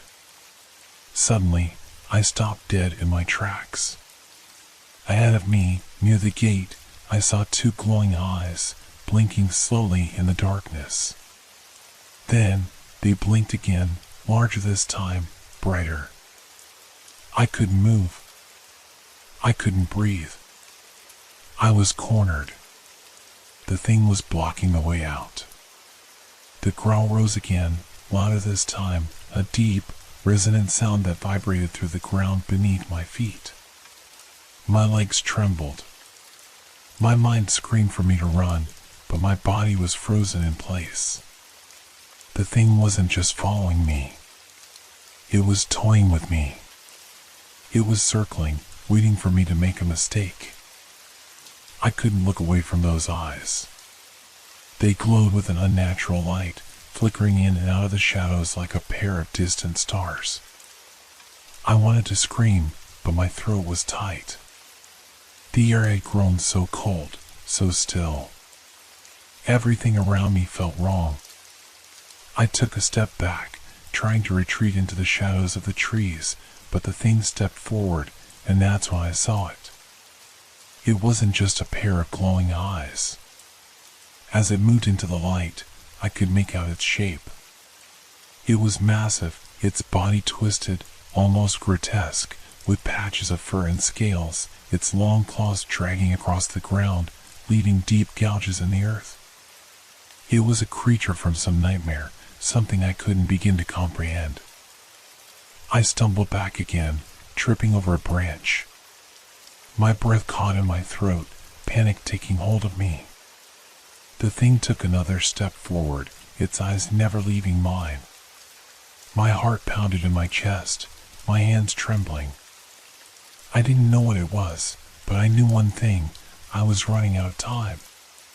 And then, in an instant, the creature lunged. I didn't have time to think. As soon as the creature lunged, everything went into a blur. My instincts took over, and I turned, running as fast as I could. The sound of its heavy breathing filled the air behind me, accompanied by the scraping of its claws against the ground. I could hear it getting closer, feel its presence closing in like a dark cloud surrounding me. The path before me seemed to stretch endlessly, the trees pressing on both sides, their branches reaching out like skeletal hands trying to grab me. My heart thudded in my chest, each beat louder than the last. My breath came in ragged gasps, but I couldn't stop. I couldn't afford to. The creature's growl echoed through the air, reverberating off the trees as it pursued me relentlessly. I dared not look back. If I did, I knew I wouldn't have the strength to keep going. The fear, the panic, were all consuming. I had to focus. I had to survive. My feet pounded against the earth, but it wasn't enough. Every time I thought I had gained a little distance, I could hear its claws scraping closer, dragging along the ground. It was so fast, so determined. The path ahead began to twist, turning sharply, and I took the corner at full speed, almost stumbling. I had no plan. I had no direction. All I knew was that I had to keep moving. I tried to block out the thought that it could be closing in at any moment, but every sound, every growl, told me otherwise. The park felt endless. The trees and shadows blurred together, all blending into the same oppressive darkness. And then, just as I thought I might find a way out, I came to a dead end. A high, stone wall rose before me, its surface cold and unforgiving, and I knew instantly there was no way over it. I turned around, my chest heaving, and there it was, its glowing eyes, shining through the darkness. It had stopped just a few feet away, watching me, its growl low and menacing. The creature wasn't in a hurry. It knew it had me cornered. I pressed my back against the wall, my hands trembling as I tried to control my breathing. I couldn't think. I couldn't process what was happening. The fear was all-consuming, but I tried to focus. I had to do something. I reached into my pocket, my fingers trembling as I fumbled for my phone. My mind raced with thoughts of calling for help, but deep down, I knew it was pointless. No one would get here in time. I would never make it out of the park alive. The creature took a step forward, its claws scraping against the ground with a sound that made my stomach churn. It was close enough now that I could see the twisted, grotesque form in full detail. Its fur was matted and torn, its long, gnarled limbs bent at odd angles. Its body was a strange mixture of scales and fur, like something out of a nightmare. The eyes, those horrible, glowing eyes, were fixed on me, unblinking. My throat tightened, and I stumbled backward, my mind screaming for me to run. But there was nowhere to go. I was trapped. And then, just as I thought I couldn't take any more, the creature made its move. It lunged again, faster than I could react. Its claws slashed the air, and I threw myself to the side, barely avoiding its attack. I crashed into the ground, pain shooting through my body, but I didn't stop.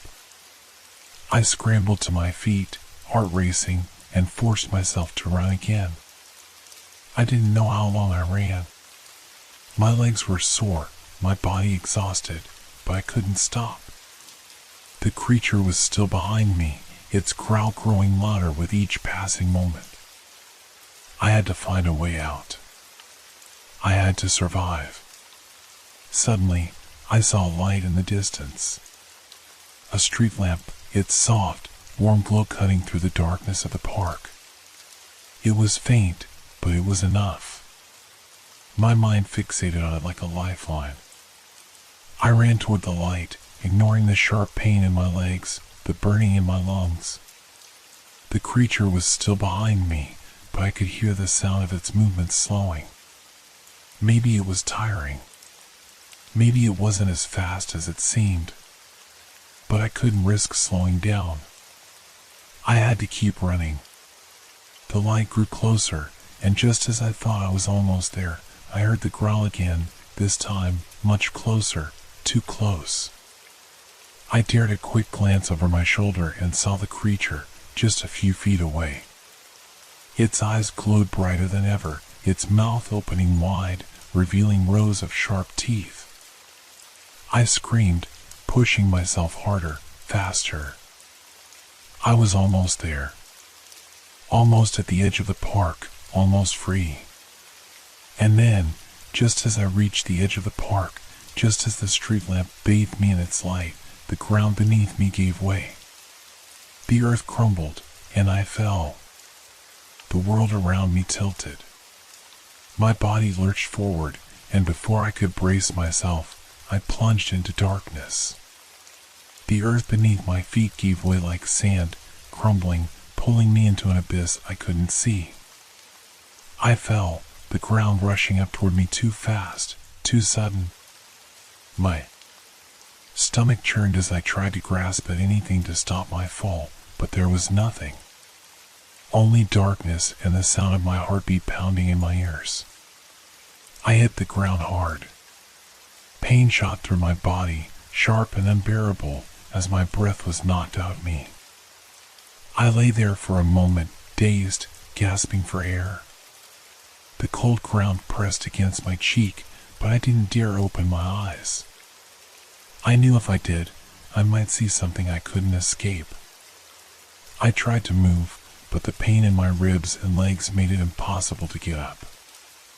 I could feel the weight of my body, the cold seep into my bones, the silence pressing in like a heavy blanket. There was no light, no sound. Only the darkness, the suffocating darkness that seemed to stretch endlessly around me. And then, a sound. A soft scrape, just like the one I heard in the park, but this time it was different. It was closer, sharper. The unmistakable sound of claws scraping against stone, moving in the dark. I froze, terror flooding through my veins. It was down here with me. Whatever it was, it had followed me. I tried to push myself to my feet, but my limbs refused to cooperate. The fall had disoriented me, leaving me weak and unsteady. My breath came in shallow, panic gasps as I listened, trying to pinpoint where the sound was coming from.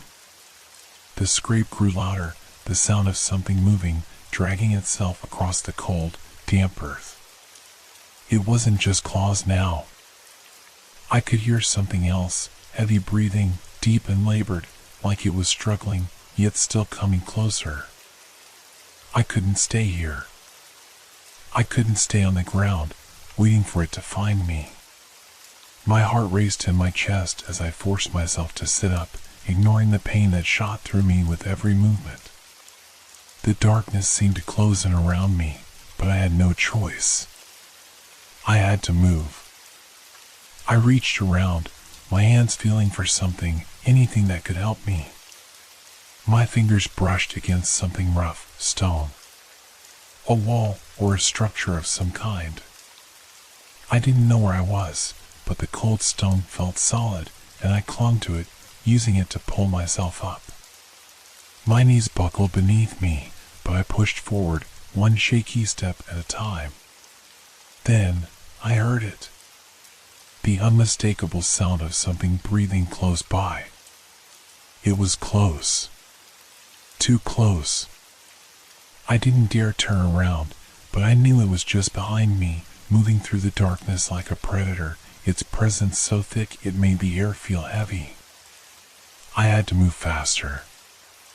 I couldn't let it get me. I started to crawl, inching forward, my breath ragged as I tried to ignore the panic rising in my chest. Every instinct screamed at me to run, but my legs wouldn't carry me. All I could do was crawl, my hands searching the cold, damp ground for something to guide me. The scrape of claws echoed again, louder this time, closer. My stomach turned. I could feel the creature's presence, like an oppressive weight that pressed against my back.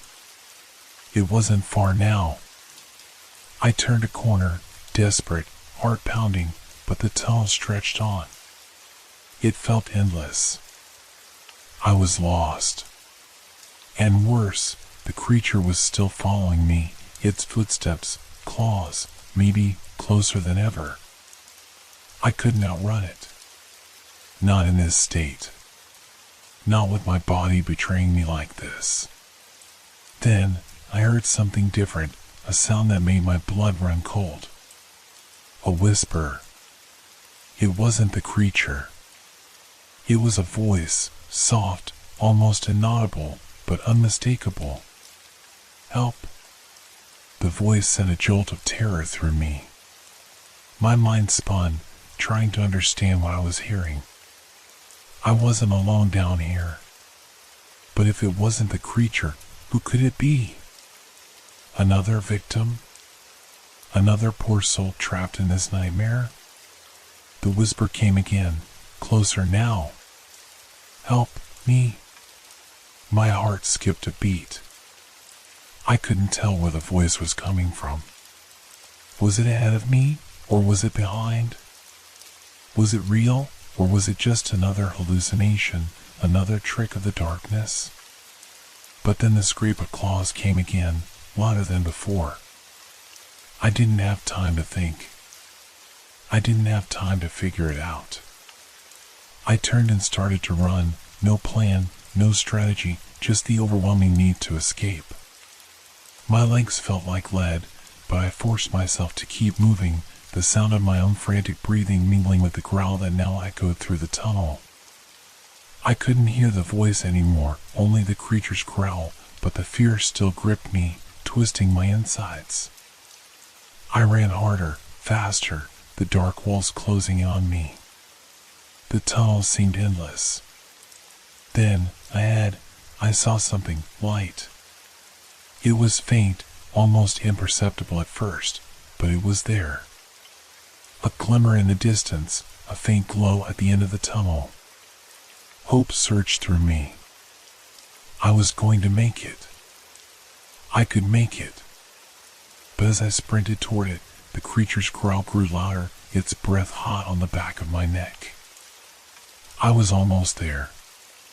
Almost out. And then, everything went dark. I couldn't breathe. The air around me was thick and suffocating, pressing down on my chest with each gasping breath. My feet hit the cold stone, my heart hammering in my chest as I forced myself to move. The faint light in the distance, my only hope, was slipping away, fading as fast as my strength. My mind raced. Where was the light? Where was the exit? The growl, the claws, the terrifying presence, it was still behind me, stalking me through the darkness. My body screamed with exhaustion, my legs burning from the effort of running, but I couldn't stop. I couldn't let it catch me. But no matter how hard I pushed myself, no matter how fast I ran, the light seemed to get farther and farther away. The tunnel twisted and turned, and I realized I wasn't running in a straight line anymore. I was lost. Lost in the dark labyrinth beneath the city. My stomach churned as the sound of the creature's growl grew louder, closer, echoing through the tunnel like a death sentence.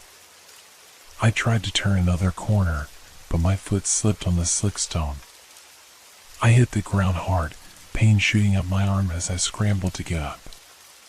My vision blurred for a moment, my head spinning, but I couldn't stop. The creature was right behind me, and I couldn't afford to be caught. Then, I heard it, something different, something that stopped me dead in my tracks. A whisper. A soft, desperate voice, so faint I almost didn't hear it at first. Help, please. I froze. The voice sounded close, but I couldn't tell if it was real or if the darkness was playing tricks on me. My heart raced, a cold sweat breaking out across my skin. I couldn't afford to stop. But I couldn't leave someone down here.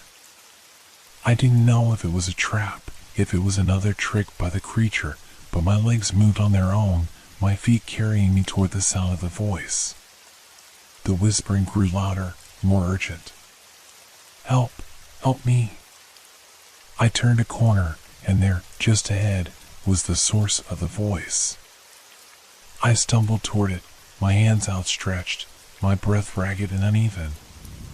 And there, huddled in the corner of the tunnel, was a figure.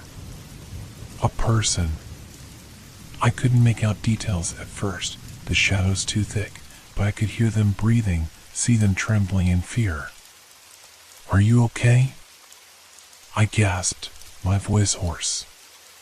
The figure didn't respond. They didn't even move. I reached out to touch them, but as my hand got closer, the figure's head snapped up, their eyes glowing eerily in the dim light. I recoiled in shock as I saw their face, twisted, pale, with deep, dark circles under their eyes, as if they hadn't seen daylight in years. The whisper stopped. A grin spread across their face, an unnatural, grotesque grin that sent a chill down my spine. Help me, they said again, but this time the voice was different. It was lower, darker, as if the creature itself was speaking through them. I stumbled back, horror clawing at my insides. My mind screamed at me to run, but before I could react, the creature's growl came again, louder, closer. It was right behind me, and I could feel its presence in every fiber of my being. I turned to run, but the figure lunged at me, grabbing my arm with unnatural strength. Their fingers were cold, like death itself, and I felt their grip tightening, pulling me toward them. The growl echoed, reverberating through the tunnel like a deafening roar. The creature was here. In a panic, I yanked my arm away, but the figure didn't let go. Their grip was like iron, and as I struggled, I heard the screech of claws scraping against stone, the creature's terrible roar shaking the very air around me. I couldn't escape. And then, I saw it. A flash of movement in the shadows. The creature. It was standing at the end of the tunnel, its glowing eyes fixed on me. Its body was monstrous, a grotesque blend of twisted limbs, fur, and scales, and its mouth was open wide, revealing rows of sharp, jagged teeth. The creature took a step forward, and I knew then that I was done. The figure, now more like the creature itself, pulled me toward them, their face twisted in a mocking grin. The darkness swallowed me whole, and the last thing I saw was the creature's glowing eyes as it closed in. The last thing I heard was its growl, deafening and final. And then, silence.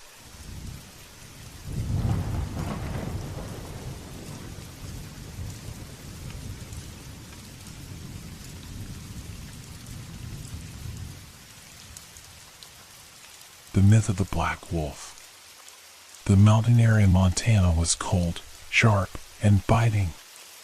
The kind of cold that made your bones ache. I had heard the stories for years, whispers of something sinister living in the hills, something that stalked the woods and preyed upon the unsuspecting. It was nothing more than a myth, I thought. Just old folk tales passed down from generation to generation. But then I found myself in the small town of Tanglewood, and I began to wonder if those old stories had a darker truth. I had taken a job at a small research station nestled deep in the mountains, investigating the impact of climate change on local wildlife. The work was interesting, but it was the isolation of the place that began to gnaw at me. Tanglewood was a quiet town, surrounded by dense forests and steep cliffs. Most of the locals had lived there their entire lives, and they seemed to know every inch of the land. But there was a coldness to their eyes when they spoke of the mountains, an unspoken fear that lingered in their voices. One evening, as I sat in a small diner in town, sipping my coffee and reading over some notes, an old man sat down across from me. He was hunched, with a long white beard and a wide-brimmed hat pulled low over his face. His eyes gleamed from under his hat, and when he spoke, his voice was a gravelly whisper. "You shouldn't go up there," he warned, his gaze flicking nervously toward the door as if he were afraid someone might be listening. I had heard this warning from others before, but I wasn't one to be easily frightened. "Up where?" I asked, trying to sound casual. "The mountains," the man said, his voice trembling. "You see, there's a legend.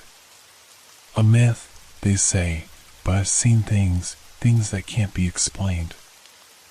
I smiled politely, thinking he was just another eccentric old man telling stories, but the look in his eyes made me hesitate.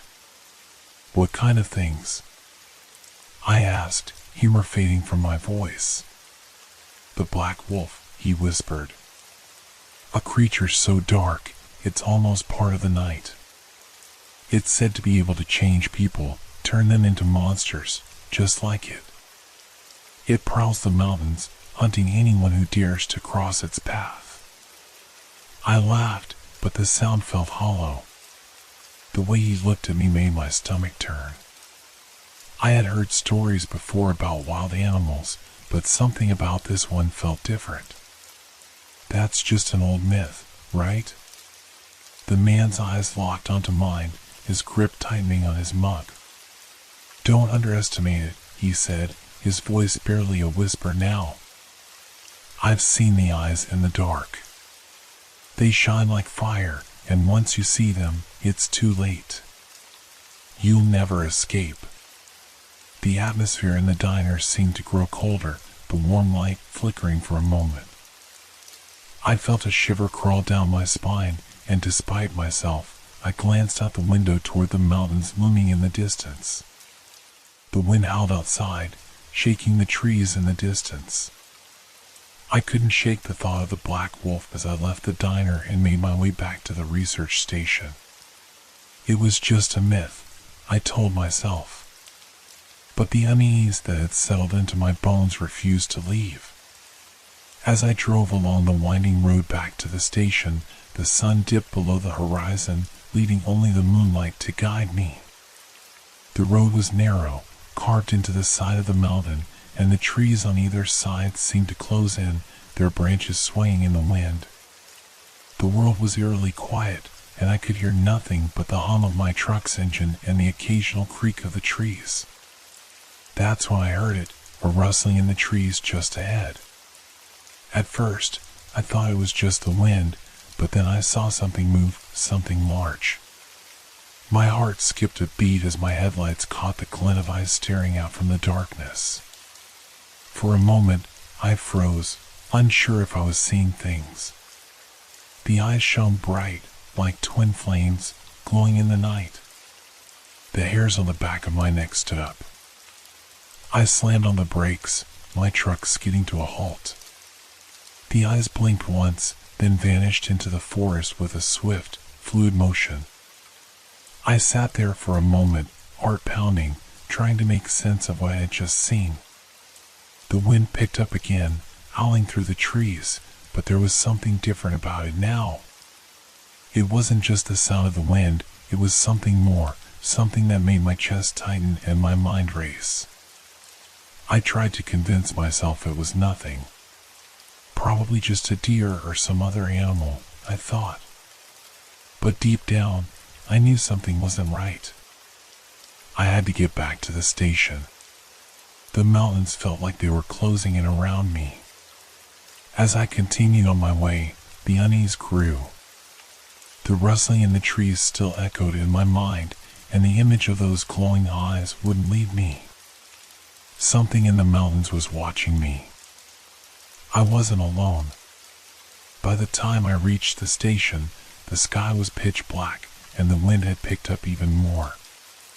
The mountains loomed ominously in the distance, as if they were hiding something in their depths. Something that had been waiting.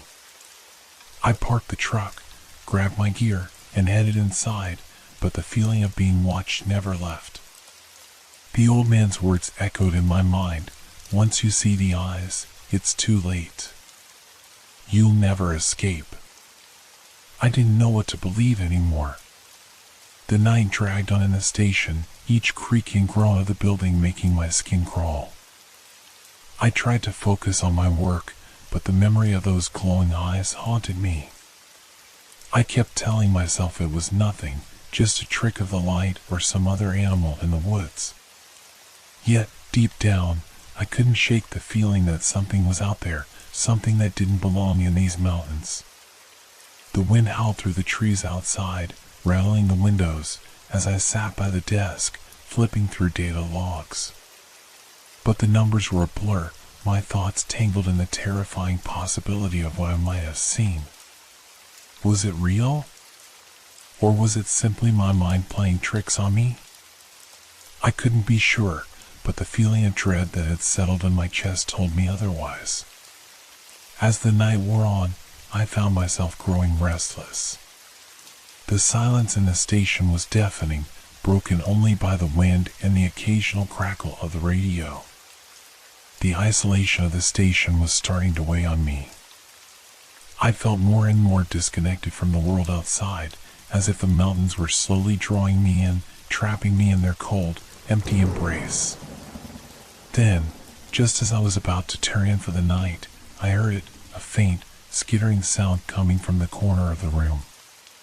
At first, I dismissed it as the wind, but then it came again, closer this time. A soft scratching, like claws dragging across the floor. I froze, my blood turning to ice. My eyes scanned the darkened room, but there was nothing there. The radio crackled again, but the voice on the other end was nothing but static. My heart began to race, and the air felt thicker, as though something unseen was pressing in on me. And then I heard it. A low growl, deep and guttural, coming from the shadows near the back door. I stood up slowly, every muscle tense, and moved toward the noise. My breath caught in my throat as I reached for the light switch, flicking it on with shaking hands. The room was empty, but the air smelled thick with the scent of wet fur. My eyes darted to the door. It was slightly ajar, a thin crack of darkness peeking through. I hadn't left it open. I was certain of that. My pulse quickened as I approached, my footsteps heavy in the silence. I reached out to push the door fully open, but before I could, I heard the unmistakable sound of something heavy moving outside, footsteps, slow and deliberate. My stomach lurched as I glanced toward the window, heart pounding in my chest. The moonlight barely touched the ground, but I could see a shadow moving just beyond the trees, too large to be a deer, too graceful to be a bear. The silhouette was impossibly tall, moving with an eerie, fluid motion. I could see the faint outline of a figure, its eyes glowing like embers in the night.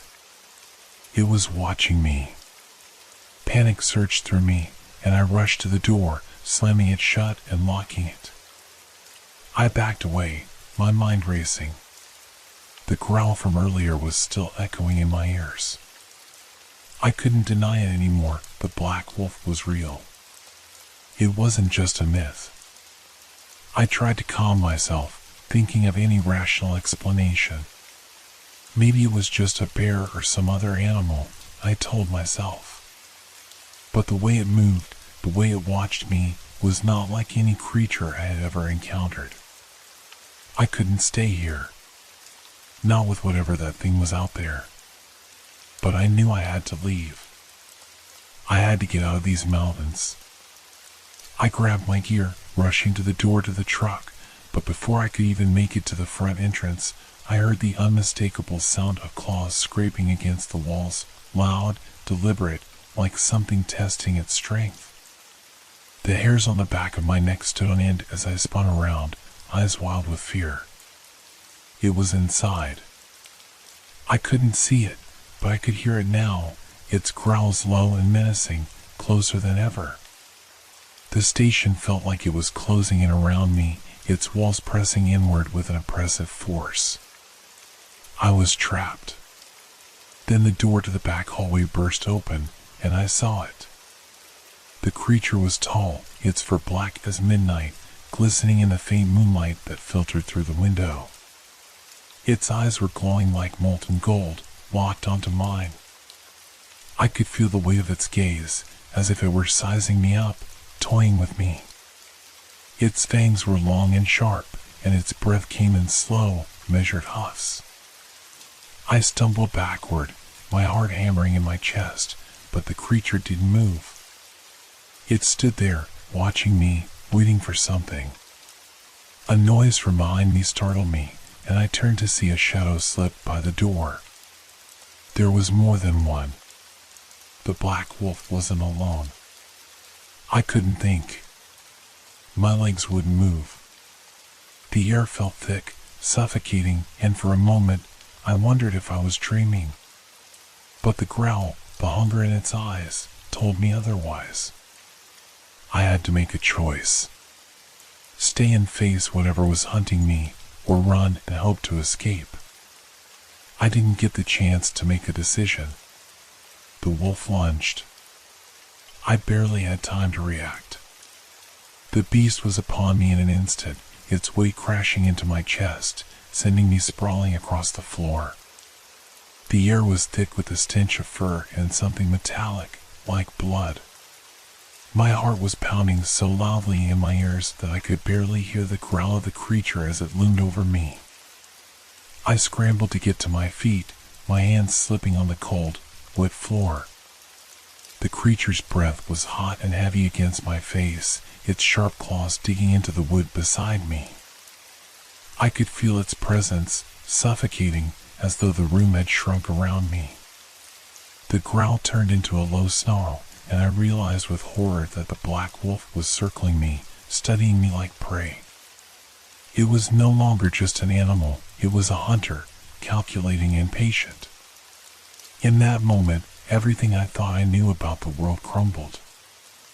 I had heard the stories, the legends, but this was real. This was happening. I wasn't just in danger, I was being hunted. A cold sweat drenched my skin as my eyes darted around, searching for anything I could use to defend myself. The nearest object was a rusted wrench on the workbench. I reached out for it, my fingers trembling as I grabbed it, holding it up in front of me. The wolf hesitated, eyes narrowing, its lips curling back to reveal rows of razor-sharp teeth. It was sizing me up, trying to determine if I was a threat or just an easy kill. I swung the wrench, aiming for the creature's face. But it was too fast. With a speed that defied its size, the wolf lunged to the side, narrowly avoiding the blow. I stumbled, my balance lost, and before I could recover, the wolf was on me again, its claws slashing through the air. I managed to dodge just in time, but I could feel the heat of the creature's breath on the back of my neck. It was toying with me, waiting for the perfect moment to strike. My body was trembling with fear, but my mind was sharp. I couldn't give up. I had to survive. I backed away, my eyes locked on the creature's every movement. The dark room was spinning, the shadows twisting and shifting around me.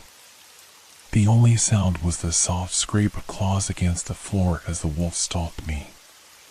But then I heard something, a faint scuttling sound from the corner of the room. My eyes snapped toward the noise, and I froze. There, just beyond the shadows, were the other creatures. They were smaller, hunched figures with eyes that glowed faintly in the dark. Rats? No, they weren't rats. They were something else entirely.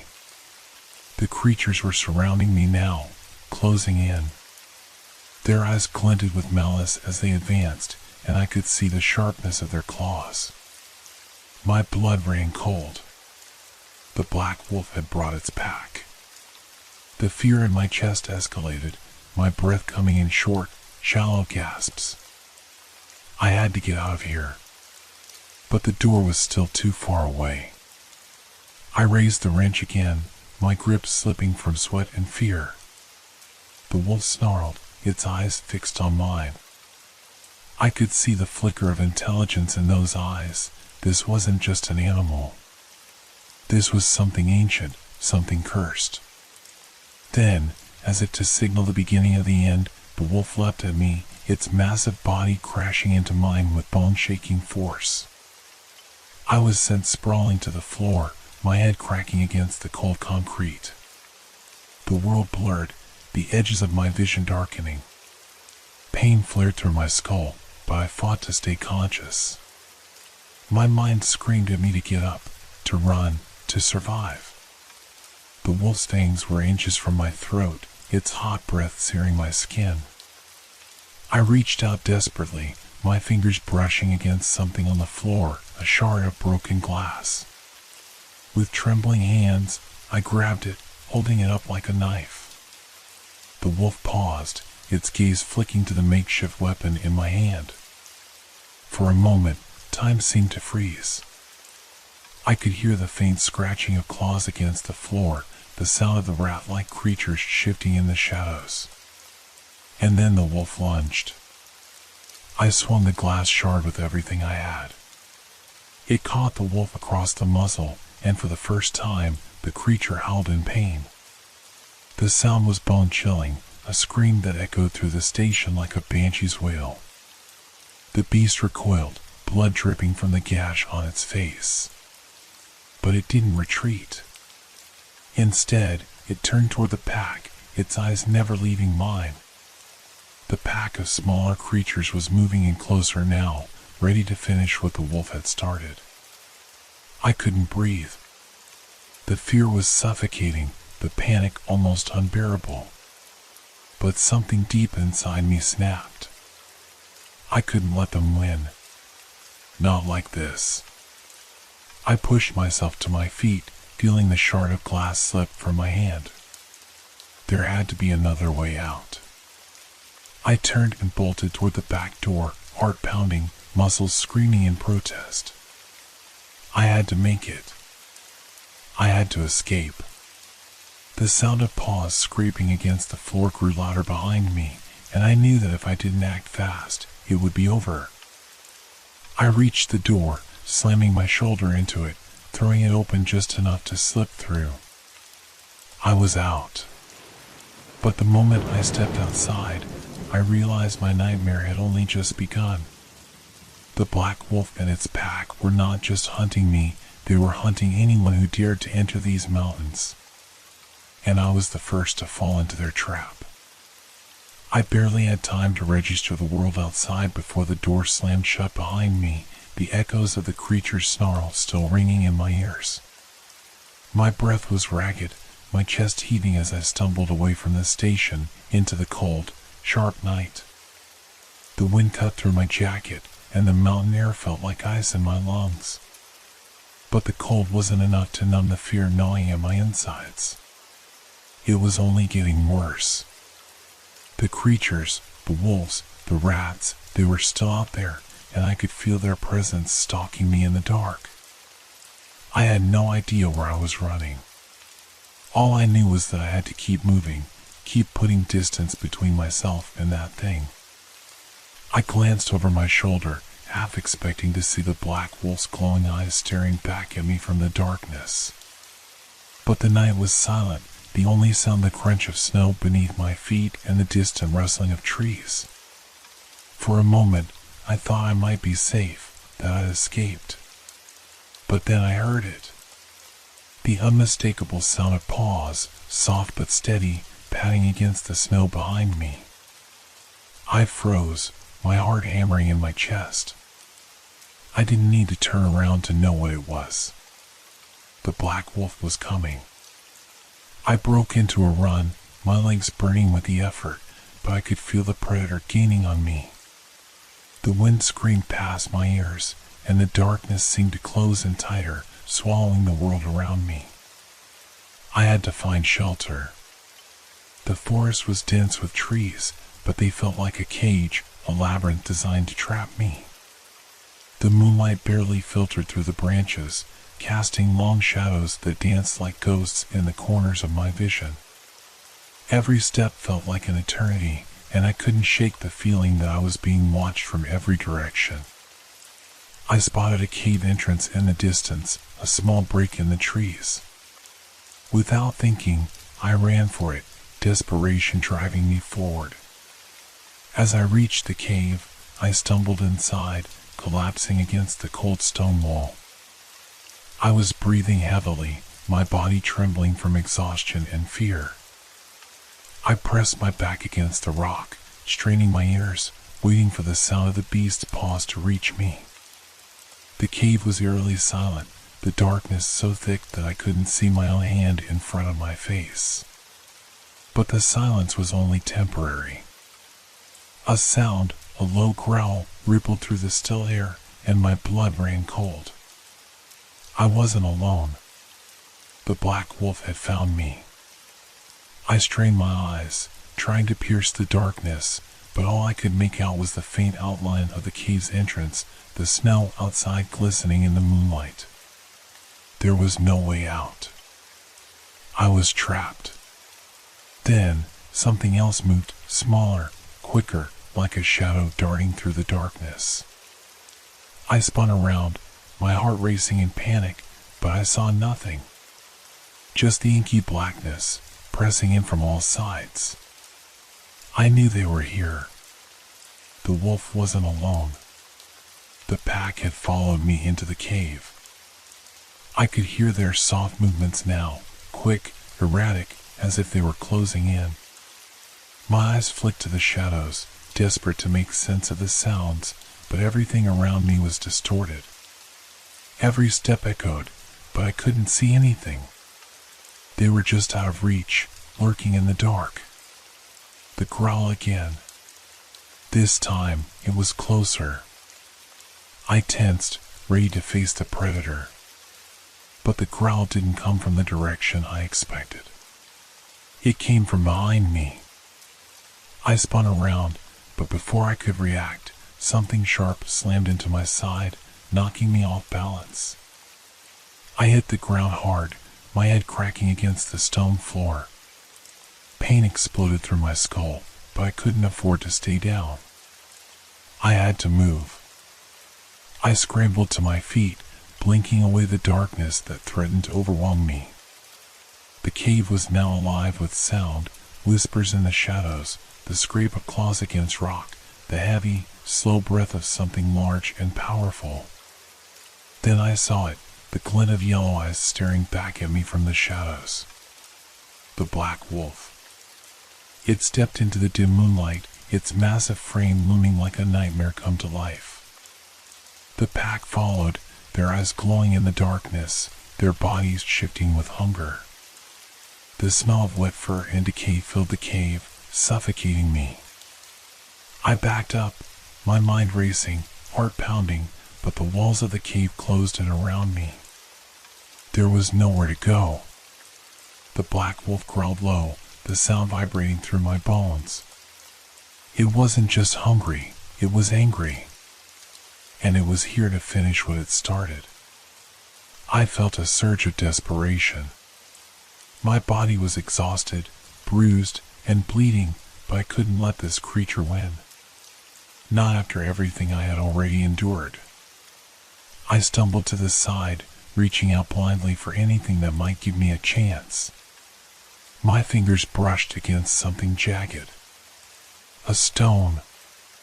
I grabbed it, my fingers tightening around the rough edges. It wasn't much, but it was better than nothing. I turned to face the black wolf again, raising the stone in my trembling hand. This was it.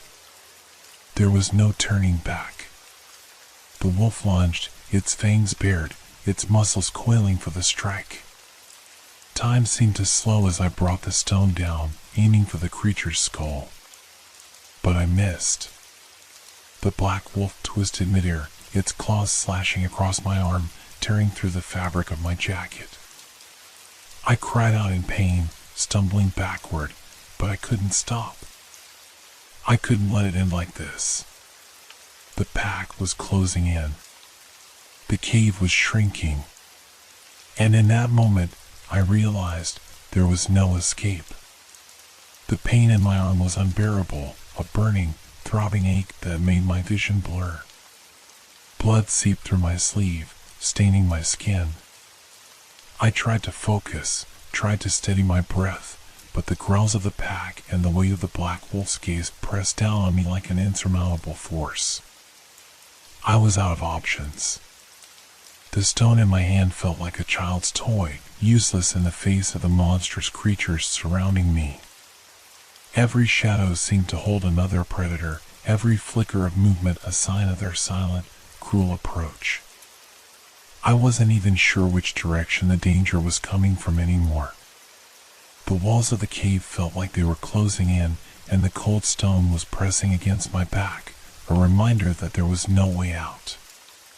But then, in the midst of the chaos, a single thought flashed through my mind, a final, desperate idea.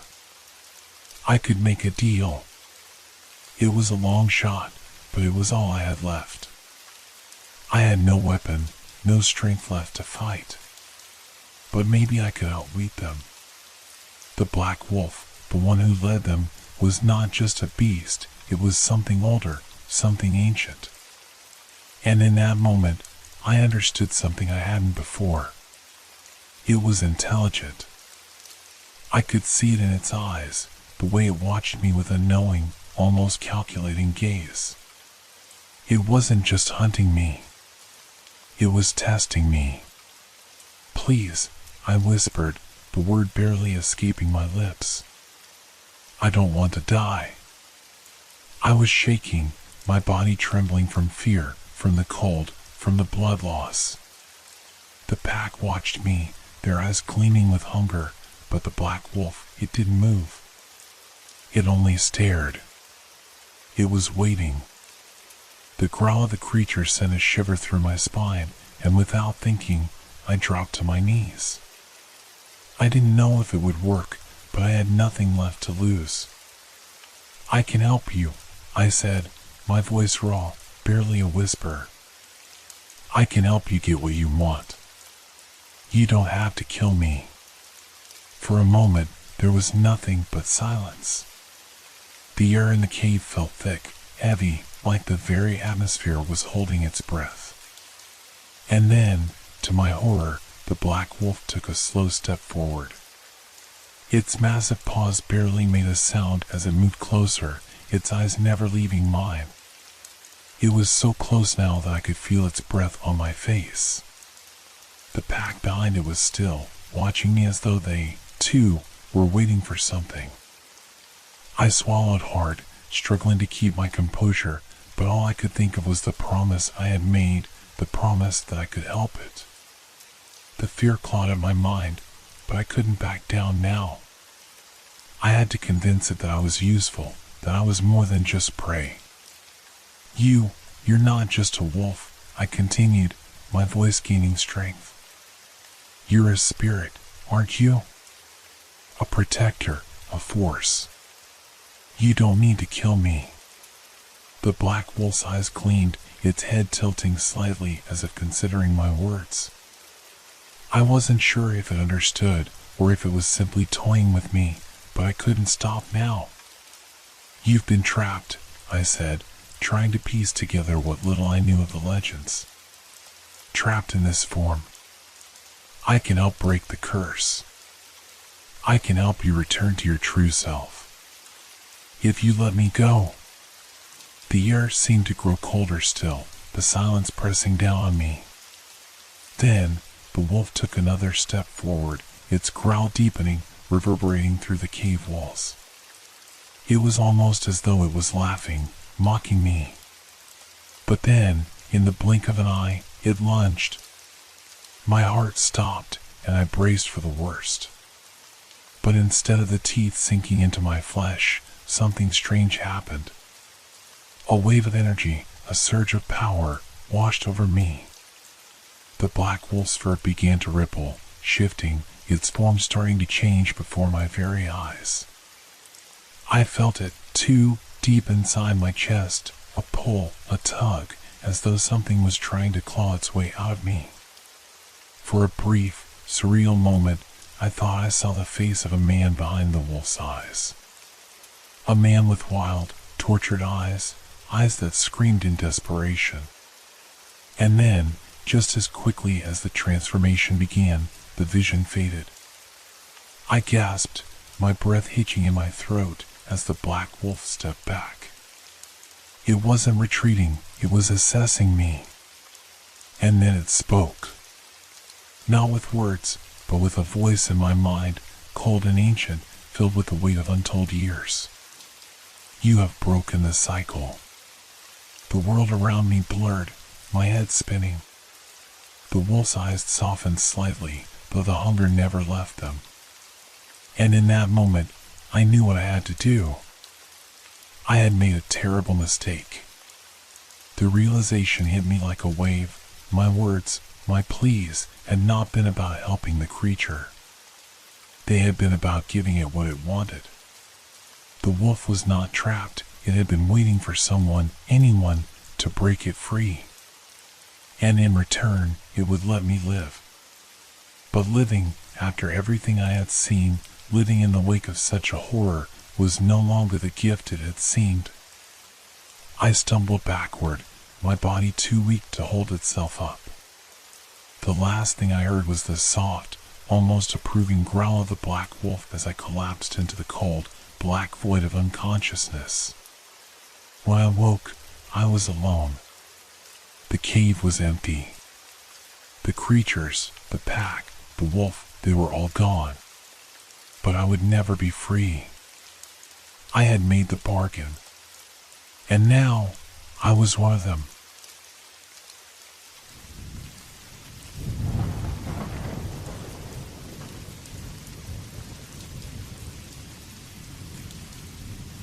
Fear on the water. It started as an ordinary day on the shores of Lake Pend-Oreille in Idaho. The sun was high, casting shimmering reflections on the calm water, a serene sight that would have been calming had the locals not already begun whispering about strange occurrences. People were missing. Not one or two, but several in the past few weeks. The reports had started quietly, buried in local news, but soon it became too much to ignore. I had just moved to the area for a fresh start, seeking peace and solitude after a long stretch of turbulent years. The water looked inviting, peaceful even, and I often found myself standing by its edge, staring at the ripples. But the tranquility never lasted. There was something unsettling in the air, a quiet tension that crept into my chest every time I walked along the shoreline. I had been working as a fisherman, a job that often took me out onto the lake before sunrise. On that particular morning, as I readied my boat, an old man, known by the locals as Bill, approached me. His face was grim, his usual slowness replaced by a sense of urgency. "You should be careful out there, son," he said in a hoarse voice. "There's more to this lake than meets the eye." I had heard rumors before. In a town like this, there's always talk. But Bill's face was pale, his eyes wide with an unspoken fear. I laughed it off, trying to dismiss the growing unease in my gut. Still, as I pushed the boat into the water, the words hung in the air like an omen. The lake was as still as ever, the soft sound of water lapping at the sides of the boat. But there was something strange about the silence. It wasn't peaceful, it was oppressive. The air felt heavy, thick with something I couldn't quite name. I shook it off, telling myself it was just nerves. I had been out on the lake countless times before. But this morning felt different. As I paddled out toward the deeper waters, the sun dipped behind a thick layer of clouds, casting a shadow over the entire lake. I felt a shiver run down my spine, but I couldn't explain why. The weather was changing, yes, but there was something else. The further I went, the more oppressive the silence became. It wasn't just the lack of wind, it was the absence of sound, even from the birds. My eyes scanned the water, trying to shake off the unsettling sensation creeping up my neck. That's when I heard it. At first, it was nothing more than a soft rustling, like a branch brushing against the hull. I turned, expecting to see a log drifting nearby, but nothing was there. I felt the hairs on the back of my neck rise. Must be the current, I muttered to myself, trying to rationalize it. But the sound didn't stop. It came again, louder this time, like something scraping against the bottom of the boat. The calm, predictable lake had turned into something unfamiliar, something threatening. I glanced down into the water. The surface, normally clear and transparent, was now murky, swirling with dark shadows that seemed to move beneath the surface. My heart began to race as I realized the shadows were growing closer. Suddenly, a figure broke the surface. A splash, followed by a sickening, gurgling sound. It wasn't a fish. It was too big. I jumped back, my heart pounding in my chest. My hands trembled as I fumbled for the oars, my mind racing, trying to make sense of what I was seeing. The thing in the water, whatever it was, stayed just beneath the surface, its shape hidden by the swirling darkness. But I could feel its presence. I could feel its eyes on me. I was frozen, unable to move, trapped in a staring contest with the unknown. The surface of the water rippled violently, as if the creature beneath was circling, preparing to strike. Bill was right, I whispered to myself, the words barely leaving my lips. Then, without warning, the creature lunged. It wasn't a smooth motion, more like a burst of raw power, something monstrous and otherworldly. The boat rocked violently, throwing me off balance. I grabbed the side, nearly tipping into the water, but managed to right myself. My breath came in ragged gasps as I stared into the water, the creature now gone, leaving only ripples behind. I didn't know what had just happened, but I knew one thing for sure. I was no longer alone on the lake. As I rowed back to shore, my hands still shaking, my mind raced with questions. What was that thing? And why did I feel like it was just the beginning? The missing people, were they taken by whatever was lurking beneath the water? And who would be next? I wasn't sure how to answer my own questions, but one thing was certain, I couldn't ignore the fear any longer. Something was wrong with this lake. Something ancient, something powerful, had awoken, and it was hungry. I reached the shore, my legs unsteady as I stepped out of the boat. But even as my feet touched solid ground, I couldn't shake the feeling that the lake was still watching, waiting for its next victim. The nightmare had only just begun. That night, after the terrifying encounter on the lake, I tried to sleep, hoping to shake off the unsettling events of the day. But as I lay in bed, the darkness of the room seemed to close in around me, pressing down on my chest.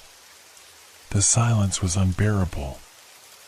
I rolled over, staring at the ceiling, but the images of the creature, whatever it was, kept flashing before my eyes. Every time I closed them, I saw the dark ripples in the water, the shadowy figure lurking beneath. Eventually, exhaustion overcame me, and I fell into a restless sleep. At first, the dream was peaceful. I was standing at the edge of the lake again, the sun shining brightly, the water calm and inviting. But as I took a step forward, the water began to change. The once clear surface grew murky, and the temperature dropped. I shivered, but couldn't turn away. Then, the water surged, and the same shadowy shape I had seen earlier broke through the surface, only this time it was much larger, its eyes glowing in the dark depths. I tried to scream, but no sound came out. The figure began to rise from the water, its massive, twisted form emerging slowly, its long limbs reaching toward me. I turned and ran, but the ground beneath me began to sink, the earth cracking open, swallowing my feet. I struggled, but the more I fought, the faster the ground gave way, pulling me deeper into the darkness. And then, I felt it, something grabbing my ankle. I jerked awake, my heart racing, my body drenched in sweat. For a moment, I lay there in the darkness, disoriented, unsure if what I had experienced was just a dream or something more. I glanced around the room, but everything appeared normal. The soft hum of the town outside, the occasional creak of the house settling, nothing out of the ordinary. But the fear lingered, gnawing at the edges of my mind. I couldn't shake the feeling that the dream had been a warning, a glimpse of something to come. But what? I pushed myself out of bed, trying to ignore the lingering unease, and walked over to the window. The night was eerily quiet, but in the distance, I could hear something.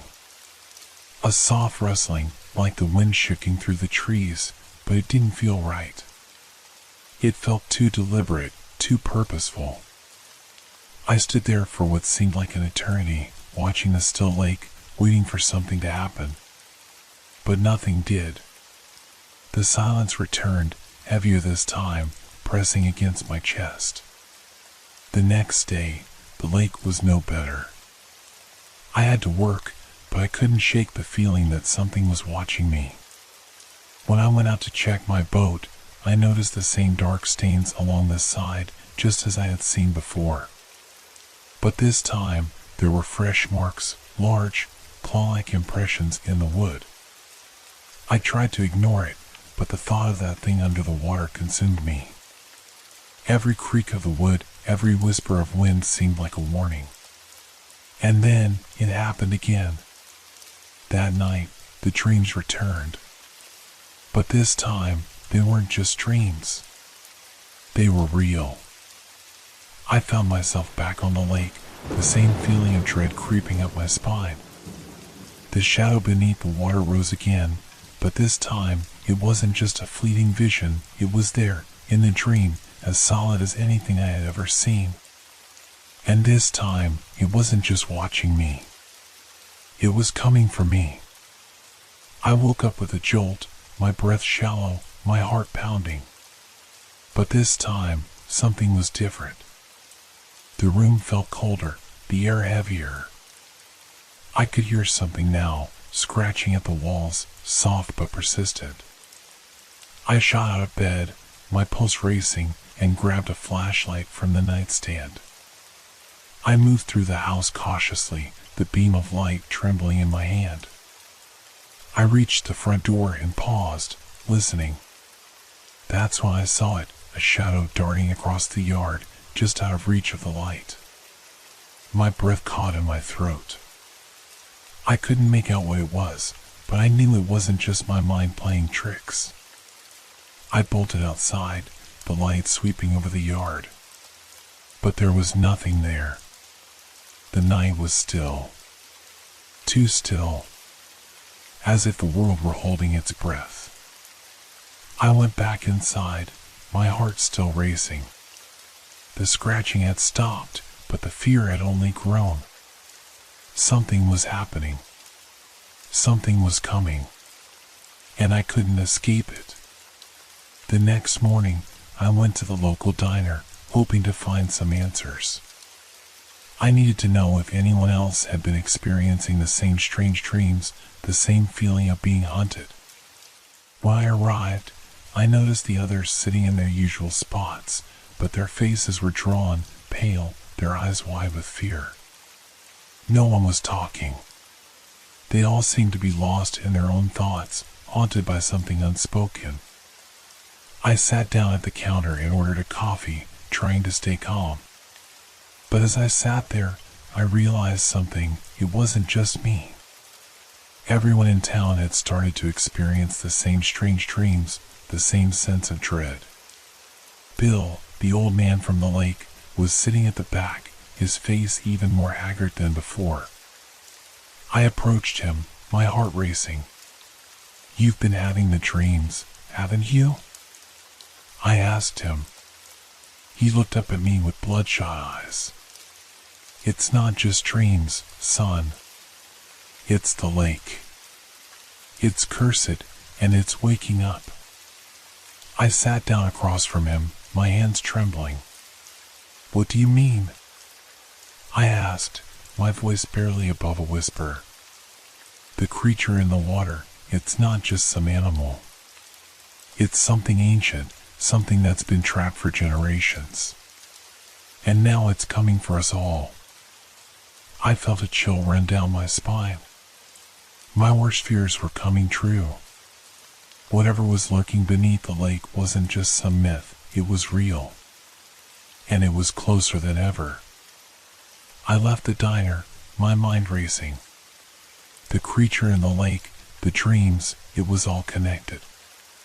But I didn't know how to stop it. I only knew one thing for sure: if we didn't act soon, no one would be safe.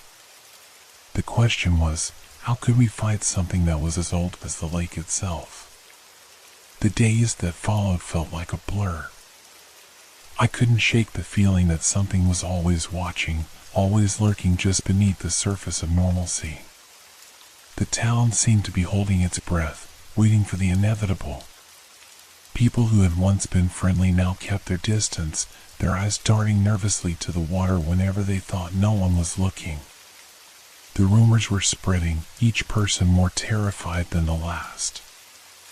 I spent my days trying to make sense of it all. I went to the library and dug through old records, hoping to find anything that might explain the curse Bill had mentioned. The lake's history was long and twisted, with accounts of strange disappearances dating back over a century. But there was nothing concrete, just vague warnings, cryptic legends, and half-finished theories about spirits trapped beneath the waters. The more I searched, the more I realized that the lake had always been a place of fear, a place people avoided in whispers, but never talked about openly. And yet, now, something had awakened. It was late in the afternoon when I returned to the lake. I had to see it for myself, to understand what was happening. The air was thick with an unexplainable heaviness, the kind that presses against your chest and makes your breath feel shallow. I parked at the edge of the shore, the old wooden dock creaking in the distance. The water was unnaturally still, the sun casting long shadows across the surface, but there was a strange kind of movement beneath it, as if something was shifting, something massive just beneath the calm. The hairs on the back of my neck stood on end. I stepped closer, my shoes sinking into the wet earth, the faint sound of the water lapping against the shore the only noise breaking the silence. It was then that I saw them, two sets of small, delicate footprints in the mud, leading from the water's edge into the trees. I knelt down, my fingers brushing over the prints. They were too small to be human, too perfectly round to belong to any animal I knew. I stood up, my heart thudding in my chest. A shiver ran down my spine as the wind picked up, howling through the trees. In that moment, I knew I wasn't alone. The air shifted, heavy with tension. Then, in the distance, I heard it, the same low rustle I had heard in the night. It was coming from the water. I whipped around, the flashlight in my hand trembling. For a split second, I saw something, a dark figure moving just beneath the surface, its shape twisting like a mass of tangled limbs. The water rippled unnaturally, and I felt a cold, malevolent energy crawl up my spine. Without thinking, I ran. I didn't stop until I was back at my truck, my breath ragged, my body shaking from head to toe. I slammed the door behind me, my mind racing. What had I seen? What was it? I couldn't explain it, but I knew it was real. Whatever was in that water, it was no longer hiding. That night, the dreams returned. But this time, there was no escaping them. The moment I closed my eyes, I was back on the lake, the water black and swirling with a strange, unnatural energy. The same shadow rose from beneath the surface, its eyes glowing with an unearthly light, its form twisted and grotesque. I tried to run, but the ground beneath me gave way, swallowing me whole. I could hear its voice in my mind, a deep, guttural whisper that seemed to shake the very air around me. It's too late. I woke up gasping for air, drenched in sweat. The room felt colder than it had ever been. The silence was broken by the sound of scratching, soft, deliberate, as though something was clawing at the walls. I froze, listening, my heart pounding in my chest. There it was again. The unmistakable sound of claws dragging against the wood just outside my window. Slowly, I turned my head, my eyes darting around the dark room. My pulse thundered in my ears. I grabbed the flashlight, my hands trembling. As I reached the window and peered outside, my breath caught in my throat. The yard was empty, but I could see something else, something darker. The trees, which had once seemed like a quiet backdrop, were now twisted, their branches like skeletal fingers reaching toward the sky. There was movement among them, shadows flitting in and out of the darkness, too quick to be anything natural. I stepped back from the window, my mind racing.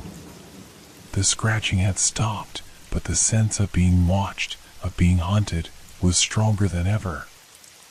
I knew I couldn't stay here. Not anymore. The next morning, I made a decision.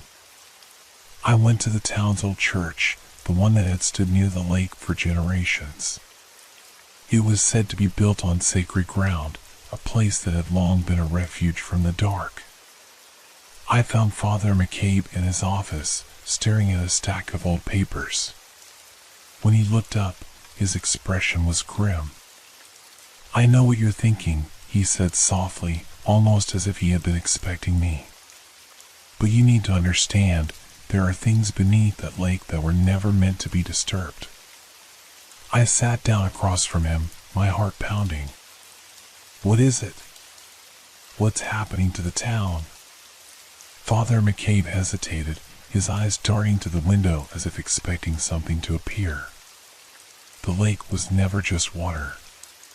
It's a gateway, a place where the old spirits are trapped, waiting to be freed. They were sealed away long ago by those who understood the power it held. But now, something has broken the seal, something has awakened, and it's coming for all of us."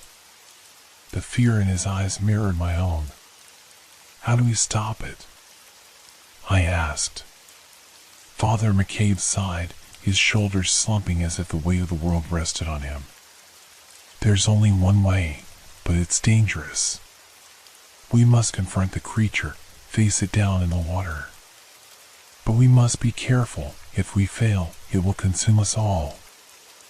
I stood up, determination flooding my veins. I didn't know if I was ready, but I knew I couldn't wait any longer. The creature, whatever it was, wasn't just haunting my dreams anymore. It was real. And if I was going to survive, I had to confront it before it destroyed everything. That night, I would return to the lake, this time with the knowledge that I was no longer just fighting for my life, but for the very soul of the town. And as I stood on the shore, staring into the dark, still water, I knew there was no turning back. The night air was thick with tension, the same palpable heaviness I had felt the first time I stepped onto the shore. But now, it was more than just unease, it was the suffocating weight of inevitable doom. The moon hung high in the sky, casting its cold light over the lake's surface, which had become a mirror of darkness.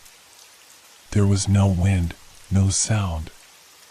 It felt like the world itself had paused, waiting for something to happen. Father McCabe had left me, retreating to the safety of the church, his final words still echoing in my ears. "You must face it alone." Alone. It was all I had left. I walked to the edge of the water, the cold mud squelching beneath my boots. The ripples were subtle, but I could feel the pull, like something beneath the surface was watching me, waiting for me to make the first move. I raised the lantern I had brought with me, its flickering light dancing across the dark water, casting long shadows that seemed to stretch toward me. Suddenly, the silence was broken by a sound, a low, guttural hiss that seemed to vibrate through the earth. I froze. My heart pounded in my chest, the sound far too close, too real. I scanned the water, but saw nothing, just the black expanse. I wanted to turn back, to run, but my legs felt like stone. I stepped forward, my breath shallow, my mind racing. The closer I got, the more I could feel the lake's unnatural energy pressing against me, as if the water itself was alive. The scratching sound from my dreams returned, faint at first, but then growing louder, closer. It was coming from below, from the depths. And then it emerged. A long, dark shape rose from the water, its massive form breaking the surface like a shadow coming to life. The water splashed around it, but the creature was silent, its eyes glowing with an unnatural, sickly light. The creature's body twisted, fluid, its shape far too large for anything that should exist on Earth. It had the twisted features of a serpent, long and sinewy, but with the grotesque limbs of something far worse, too many, all curling and uncoiling with a sickening grace. I took a step back, my legs shaking beneath me. This was it. The creature's form loomed above me, an incomprehensible nightmare, its glowing eyes locking onto mine. It knew me. It was waiting. I could feel the weight of it all, this cursed lake, the souls trapped beneath it, and the creature that had been awakened.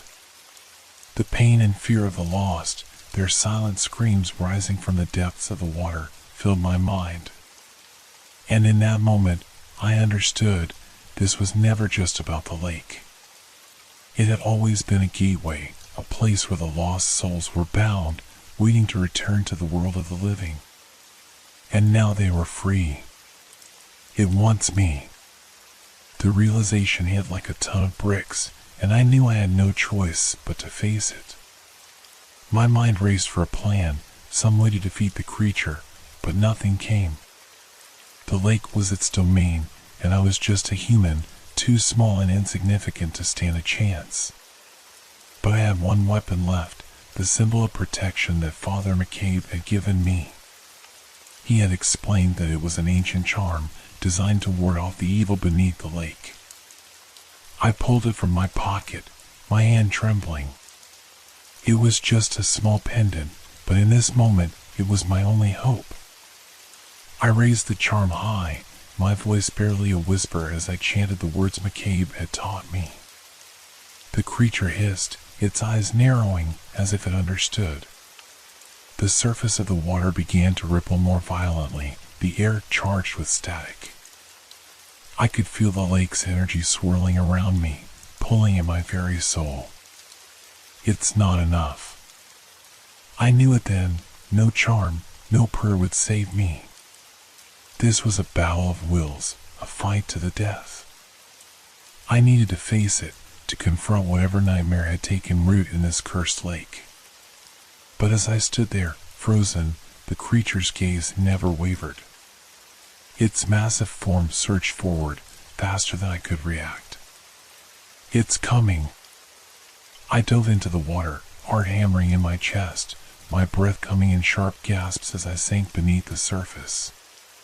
The cold was immediate, numbing, but it wasn't the temperature that stole my breath. It was the presence. The creature was close, its limbs brushing against me as I fought to swim. It moved with terrifying speed, and I could hear the sound of its breath, loud, wet, like 1,000 lungs filling the air at once. I kicked harder, desperate, but the water felt thick, heavy, as if the very lake itself was pulling me down. Then I saw it. Its eyes, glowing from the deep, locked onto mine once more. I couldn't escape. The creature's body coiled around me, suffocating, crushing. I tried to scream, but the water filled my mouth, choking me. I felt my consciousness slipping, the edges of reality fraying. My last thought was of the town, of the people who had once been alive like me, now lost to the dark.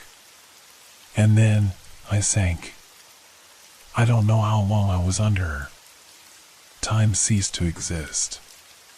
But when I woke up, it was not the same. The lake was still. The air was thick with the smell of decay. But something had changed. Something had broken. I was back on the shore, the cool earth beneath me. My body ached, but there was no pain. No fear. No sound. I rose to my feet, unsteady at first, but then the world snapped back into focus. The moon still hung above, casting its ghostly light over the water. I looked around, but there was no sign of the creature, no sign of the nightmare I had just survived. I was alive, but I wasn't the same. I could still hear the whispers. They were faint, like a distant echo. The water, the lake, it was never truly gone. The curse still lingered, waiting for its next victim. And I knew that no one would ever escape it, not for long. As I turned and walked away, my footsteps soft in the night, I could feel its gaze on me, watching from the depths. The lake would claim more. It always did. And now, I would be a part of its story forever. The whispers would never let me forget. The lake would never let me forget.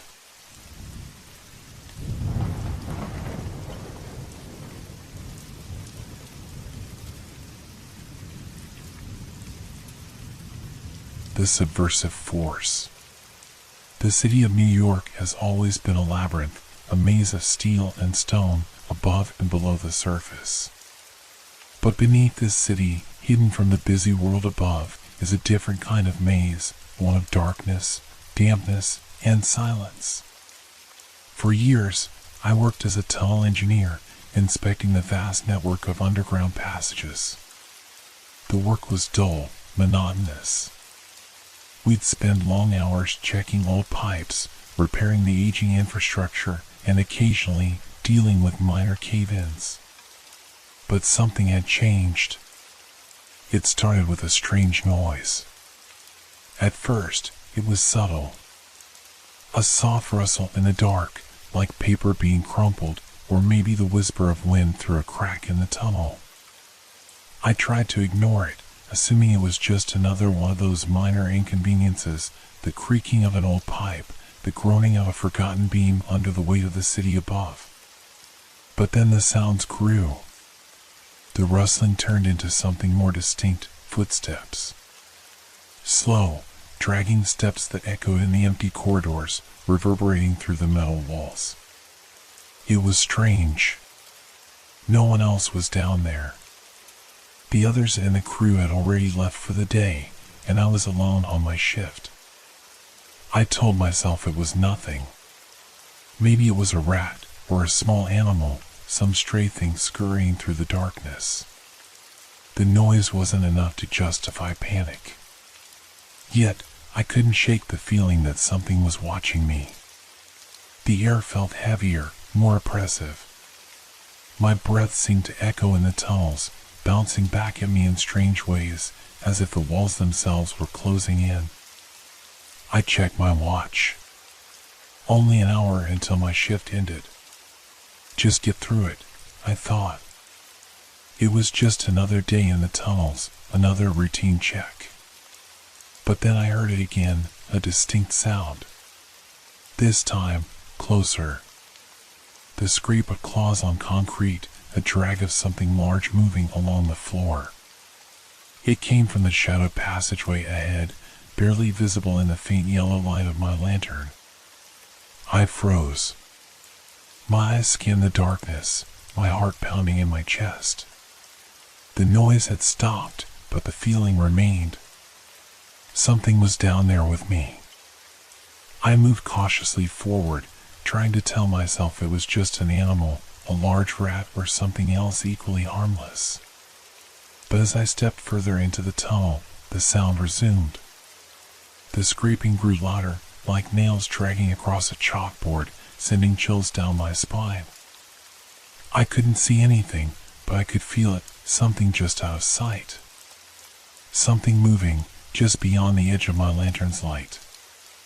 I tried to convince myself that my mind was playing tricks. But then came the unmistakable sound of something sniffing the air. A sharp, wet intake of breath, followed by a low, almost imperceptible growl. I took a step back, my breath quickening. The darkness seemed to close in around me, and I realized I wasn't alone. My pulse raced, each thudding beat in my ears louder than the scraping noises. What was that? Was it a rodent? A shadow moving? Or something else? I glanced around the tunnel, looking for anything that could explain the sensation crawling up my spine. The faint light from the lantern flickered. The shadows in the tunnel seemed to grow, stretching unnaturally. The walls felt like they were closing in. And then I saw it. A pair of eyes, gleaming, glowing, reflecting the dim light. The eyes were huge, far too large for any rat I had ever seen. I froze. They glowed in the darkness like two orbs of fire, staring directly at me. The creature, whatever it was, stood still, watching. And in the silence, I could hear the faint sound of its breathing, shallow and uneven. My heart raced. I wanted to run, to turn and flee, but my legs felt like lead. I was rooted to the spot, paralyzed by the gaze of whatever lurked in the shadows. Then it moved. A flash of movement in the darkness. I barely had time to react before the creature lunged, its claws scraping against the concrete floor as it charged toward me. I stumbled backward, but my feet tangled in the cables on the ground. I fell, the lantern slipping from my hand and crashing to the floor, its light flickering out as I struggled to stand. The creature's eyes glowed brighter, and I saw its shape clearly for the first time. It wasn't a rat, no, this thing was much bigger. It was massive, a grotesque combination of fur and bone, its long, skeletal tail dragging behind it. Its mouth was wide, filled with jagged teeth, and its eyes were the worst part. They were intelligent, filled with a terrible, predatory knowing. I scrambled to my feet, adrenaline flooding my system. My mind raced, trying to process what I was seeing. This isn't possible, I thought. This can't be real. But the growl from the creature told me otherwise. I turned and ran, pushing through the darkness, feeling the walls closing in as the creature's claws scraped against the ground behind me, getting closer with every step. I reached the ladder to the surface, my hands slick with sweat as I climbed as fast as I could. Each step felt like a lifetime, the creature's growls and screeches filling the tunnel behind me. My mind was a blur, my only thought to escape, to get out. I burst through the hatch and into the safety of the street, gasping for air. My hands were shaking. My heart was racing. I didn't stop running until I reached the nearest exit from the subway tunnels. But even as I fled, I could still feel its presence. The glowing eyes. The growl. I had barely made it out alive. But what I had seen, what I had barely escaped, was not something that could be explained away. I had heard of strange creatures in the city before, rumors passed among the workers, stories of things lurking in the dark. But I had never believed them. Not until now. And as I looked back at the tunnel entrance, I couldn't shake the feeling that it was still there, waiting. Something worse than I could ever imagine had been unleashed in the depths beneath New York. And it was only just beginning. I didn't sleep that night. How could I? Every time I closed my eyes, I saw the creature's glowing eyes staring back at me, its jagged teeth gnashing in the darkness. I kept hearing its growls in my ears, feeling the scraping of its claws against the concrete, like an echo in the back of my mind. The next morning, I went to the office, still shaken, but I couldn't tell anyone what had happened. How could I? No one would believe me. Who would? A giant, grotesque creature living in the tunnels beneath New York? It sounded insane, even to me. Instead, I kept the truth to myself and tried to explain it away. Maybe I had imagined it. Maybe it was just my mind playing tricks.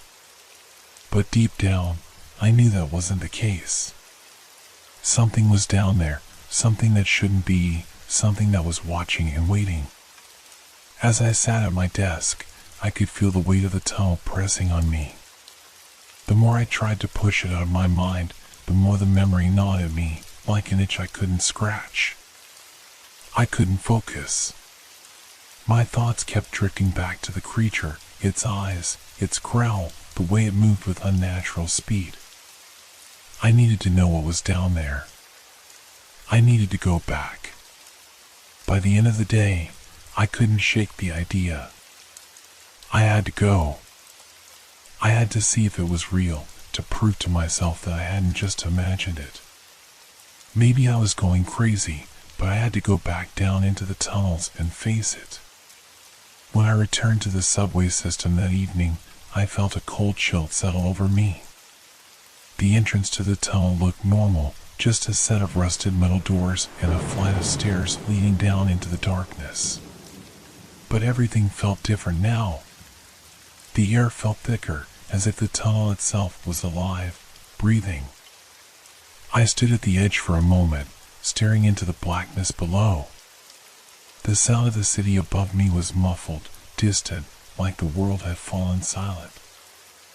I could hear nothing from the tunnel, but I knew something was down there. I grabbed my flashlight and began my descent. The stairs creaked under my feet, the sound echoing through the shaft. My flashlight flickered, casting jittery beams of light against the damp walls. The further I went down, the more I felt the weight of the silence pressing against me.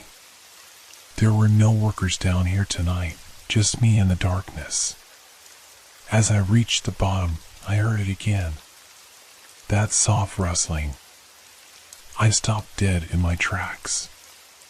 My heart skipped a beat. It was coming from deeper in the tunnel. Closer this time. I took a deep breath, trying to calm my nerves. It's just my imagination, I told myself. Just nerves. But I couldn't ignore it. The sound had a rhythm now, deliberate. Like something large, moving through the tunnel, its steps slow and steady. I moved forward cautiously, keeping my flashlight trained on the narrow passage ahead. The noise grew louder, closer. The air felt cold and damp, and my breath misted in front of me. Then I saw it.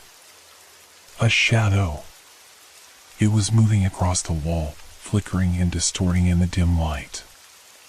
It wasn't an ordinary shadow. It didn't have the soft, gradual movement of something natural. It was jagged, shifting in strange angles, as though it were alive, moving against the natural flow of light. I froze. The shadow grew larger as it approached. It stretched unnaturally, growing and contorting like some dark, twisted thing that didn't belong in this world. My eyes widened in disbelief. Then I heard it again, the soft, wet sniffing sound just behind me. I whipped around, shining the flashlight into the darkness. My heart hammered in my chest, my hand shaking as I held the beam of light steady. Nothing. But the air felt wrong. The temperature had dropped.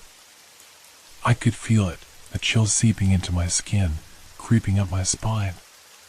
And then, there it was. A massive form emerging from the shadows. It was the creature. The same one I had seen before. Its glowing eyes stared at me from the darkness, those horrible, piercing orbs.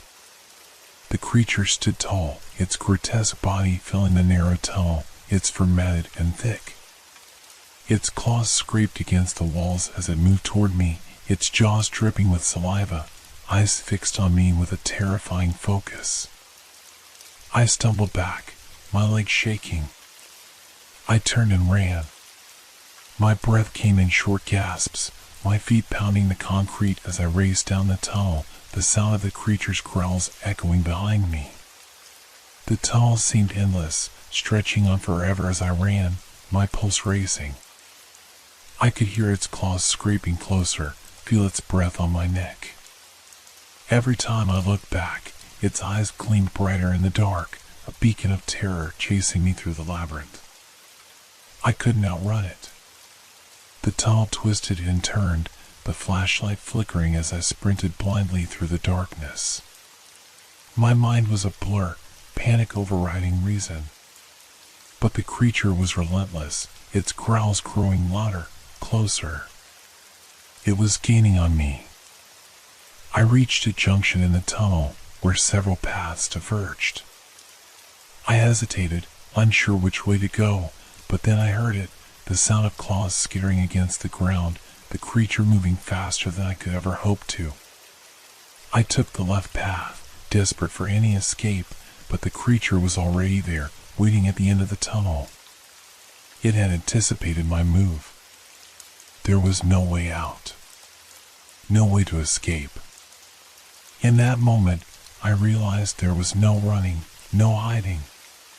The creature was not just a random animal, it was something far worse, something ancient and deadly that had been hiding in these tunnels for who knows how long. I wasn't going to make it out of here alive. And I was no longer sure I wanted to. It was too late. The world faded to black. I awoke to the sound of water dripping. It was a slow, rhythmic sound, like a clock ticking in the darkness, and it filled the air around me. I could feel the cold seep into my skin, and my head throbbed with a dull ache. My limbs felt heavy, sluggish, as if I had been lying in this place for hours or days. My eyes slowly adjusted to the dim light. It was faint, like the glow of distant city lights through a fog. I was lying on a cold concrete floor, and the air was thick with dust and decay. I tried to sit up, but my body screamed in protest. My mind was fuzzy, still struggling to make sense of what had happened. The last thing I remembered was the creature. It had been so close that I could feel its breath on my neck, its claws scraping the walls as it stalked me. I had been certain I was going to die, that its jagged teeth would sink into my flesh at any moment. But now, here I was, alive. I couldn't understand it. I pushed myself to my feet, my legs unsteady beneath me. My flashlight was gone, but I could make out enough of the surroundings to know I was still in the tunnels. The walls were cracked and crumbling, and the ceiling above me looked like it might cave in at any moment. There were no sounds, no footsteps, no growls. Just the steady dripping of water. It made the silence feel even more oppressive, as if the entire world was holding its breath, waiting for something. Waiting for me. I took a cautious step forward, my eyes scanning the dark corners of the tunnel. I didn't know why I was still walking. I should have stayed where I was, waited for help. But deep down, I knew I wasn't going to get help. There was no one down here to save me. No one but the creature and whatever else might be lurking in the dark. I walked slowly, my steps echoing in the emptiness. I could feel the weight of the silence pressing on me again, like it was suffocating me. The shadows stretched out from the walls, twisting and shifting with every movement I made. I tried to ignore it, but I couldn't. The darkness felt alive.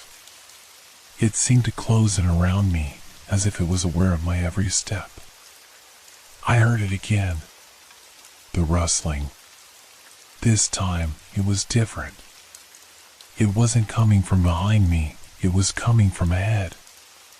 A soft, scraping sound, like claws against stone, punctuated by the low, rumbling growl that made my blood run cold. I froze, my heart pounding in my chest. I should have turned and run. I should have. But something kept me rooted to the spot, something I couldn't explain. A sick curiosity, maybe, or a deep, primal fear that told me to stay still, to wait. And then I saw it. A shadow moving, slow and deliberate, in the distance. At first, it was just a shape, a flicker in the darkness. But as it drew closer, I could make out the outline of something massive. Something grotesque. It was the creature. Its glowing eyes stared directly at me, piercing through the dark like two burning orbs. It moved with unnatural grace, its body a mass of writhing shadows and jagged edges.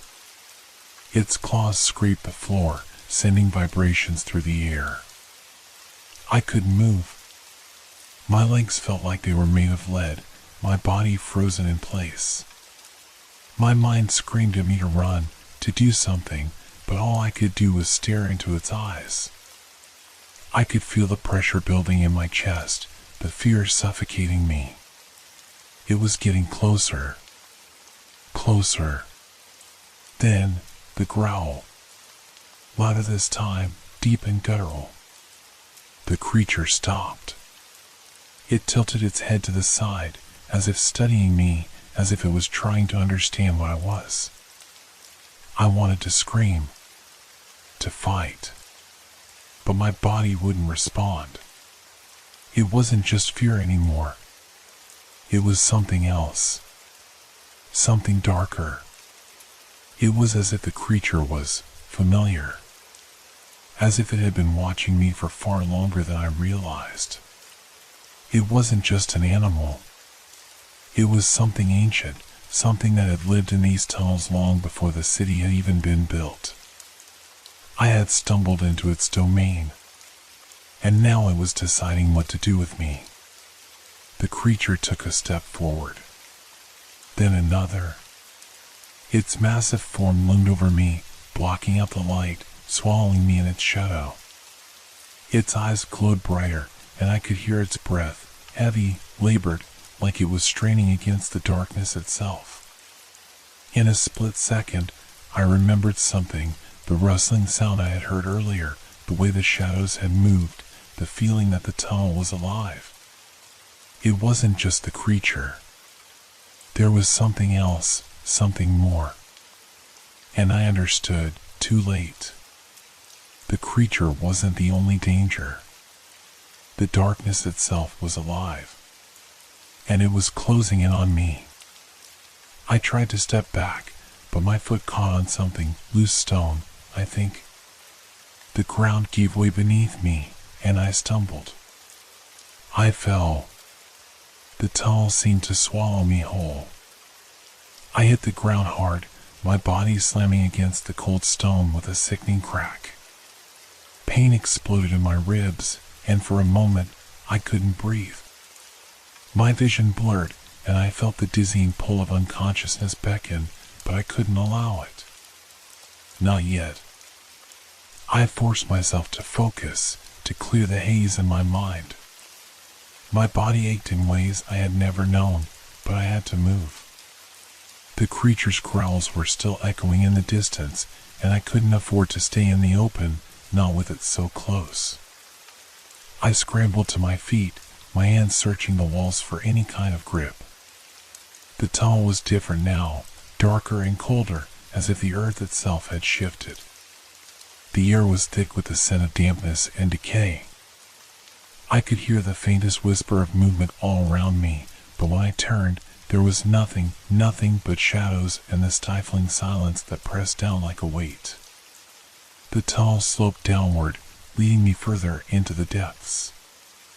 I didn't want to go down there.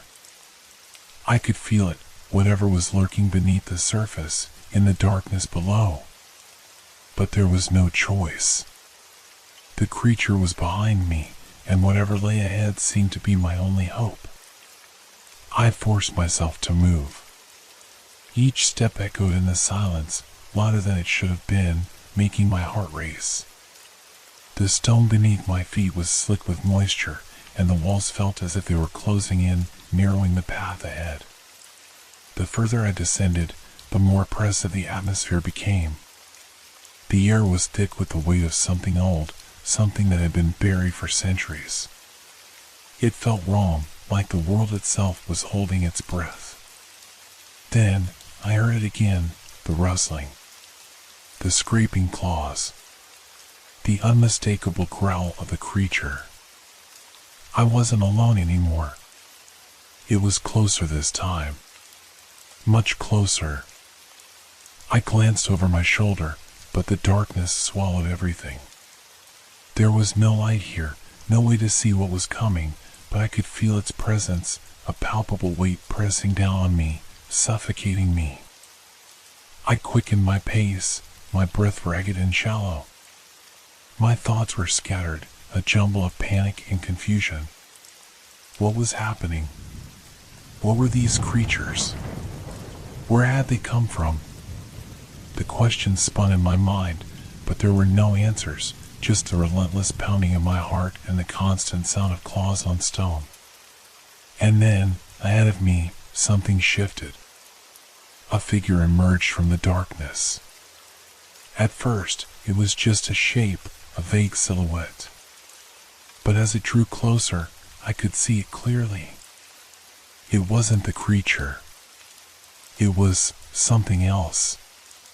A person. A man, or at least, he appeared to be one. But his face was pale and drawn, his eyes hollow, as if life had been drained from him. He was covered in dirt and blood, his clothes torn and ragged. His gaze locked onto mine, and for a brief moment, I thought he might speak. But there was no sound. Just the dull, rhythmic tapping of his footsteps against the stone floor. I froze. Something about him felt wrong, unnatural, even. He didn't move. He just stood there, staring at me with those hollow eyes. I couldn't tear my gaze away. It was like the figure was pulling me in, like it was calling to me. My heart pounded in my chest as I took a step back. But as I moved, the figure did too, slowly, deliberately, always keeping its distance. I swallowed hard. This wasn't right. I had to keep moving, had to get away from him. Whatever he wasn't real. He couldn't be. But as I turned, the tunnel seemed to stretch before me, longer than it had been before. The walls felt like they were closing in, the space narrowing with every passing second. I could still hear the growl in the distance, now louder, closer. And then the whisper. It wasn't coming from the figure. It wasn't coming from anywhere I could see. It was coming from the walls. A soft, almost imperceptible murmur, like 1,000 voices speaking in unison, low and guttural. It was too faint to understand, but I could feel it. The words were there, just out of reach. Suddenly, the ground beneath me shifted.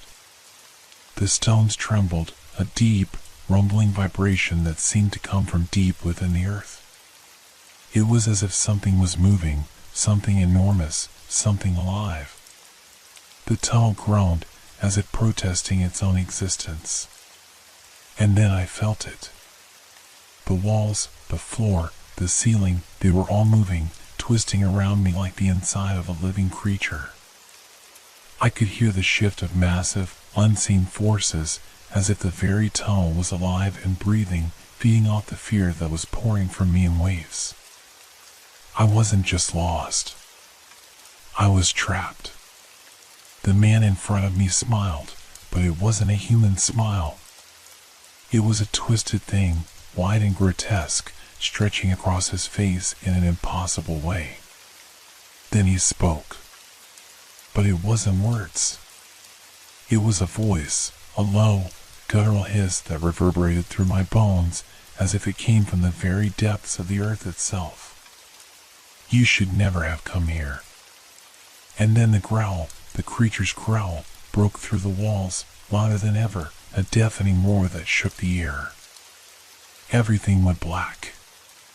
And then I fell. When I woke again, I was no longer in the tunnels. But I wasn't free. The darkness was still there, only now it was all around me. I could feel the weight of it pressing down on me, suffocating me, swallowing me whole. The creature's growls were distant now, but they were still there, echoing through the endless void. I wasn't alone. I could hear the whispers again, but this time they were clearer. He's ours. He's ours now. I wanted to scream, but I couldn't. My mouth was dry, my throat closed. My body was paralyzed. The figure appeared once more, stepping out from the shadows. His face, the same hollow eyes, the same twisted smile. And as he stepped closer, I realized with horror what had happened. I had become part of the tunnel, part of the darkness, and there was no way out. It was like the walls had consumed me, like I was trapped in a nightmare that would never end. The whispers wrapped around my mind, filling every corner of my thoughts, twisting them into something dark and alien. They were no longer distant murmurs. Now they were inside me, their voices unmistakable, like 1,000 rats scurrying in the confines of my skull. "You're one of us now." I tried to move, to scream, to tear myself free from whatever nightmare I had fallen into, but it was as though the very air had solidified, trapping me in place. The walls, no, the ground itself seemed to pulse with a sinister, rhythmic beat. My heartbeat seemed to match it, as if my body was sinking to the rhythm of the darkness. I couldn't see the figure clearly anymore. It was as if his presence existed in multiple places at once, his hollow eyes in the distance, his shadow in the corner, his smile stretched impossibly wide.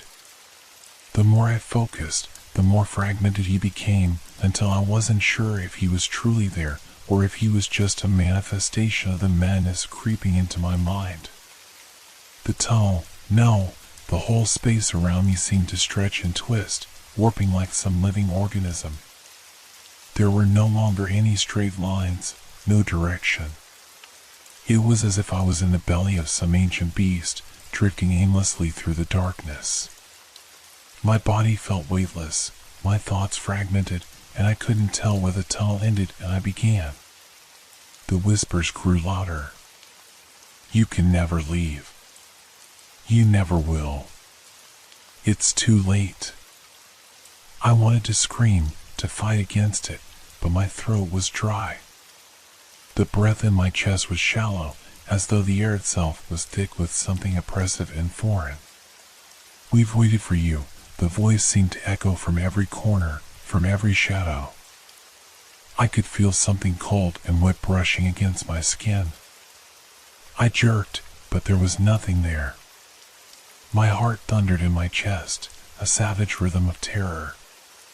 Then, another whisper came, sharp and clear. "It's coming." I froze, my body stiff with fear. What was coming? What had I awoken? The air around me thickened, almost suffocating. The ground beneath me trembled. It was a deep, vibrating hum that seemed to come from everywhere, shaking the very bones in my body. And then, I saw it. It wasn't a creature, not in the way I had expected. It wasn't a physical thing, at least, not in the sense I understood. It was a presence, something ancient, something vast, creeping into the space around me. It filled the void, pressing in from every direction, suffocating me with its weight.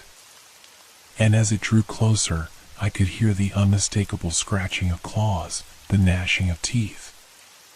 It was as if the very tunnel had come alive, become a living thing, feeding on my fear. The walls shuddered, and I could feel them tighten around me, as if the space itself was folding in. And then, suddenly, I was no longer alone. From the shadows, creatures emerged, crawling toward me with their grotesque, twisted bodies. They weren't rats, at least, not in any way I had known rats. They were something more. Their eyes glowed, their fur matted and tangled, their twisted forms moving with a speed that made my head spin. I tried to back away, but the space around me was shrinking, the walls pressing in, and I realized, too late, that there was nowhere to run. The creatures were everywhere, closing in on me, their eyes gleaming with hunger. I reached for something, anything, to defend myself, but there was nothing. No escape. Just endless darkness and the sound of my own heartbeat in my ears. The last thing I heard before the darkness consumed me completely was the sound of their claws, scrabbling, drawing closer. You're one of us. And then, nothing. The silence that followed was absolute. Forever.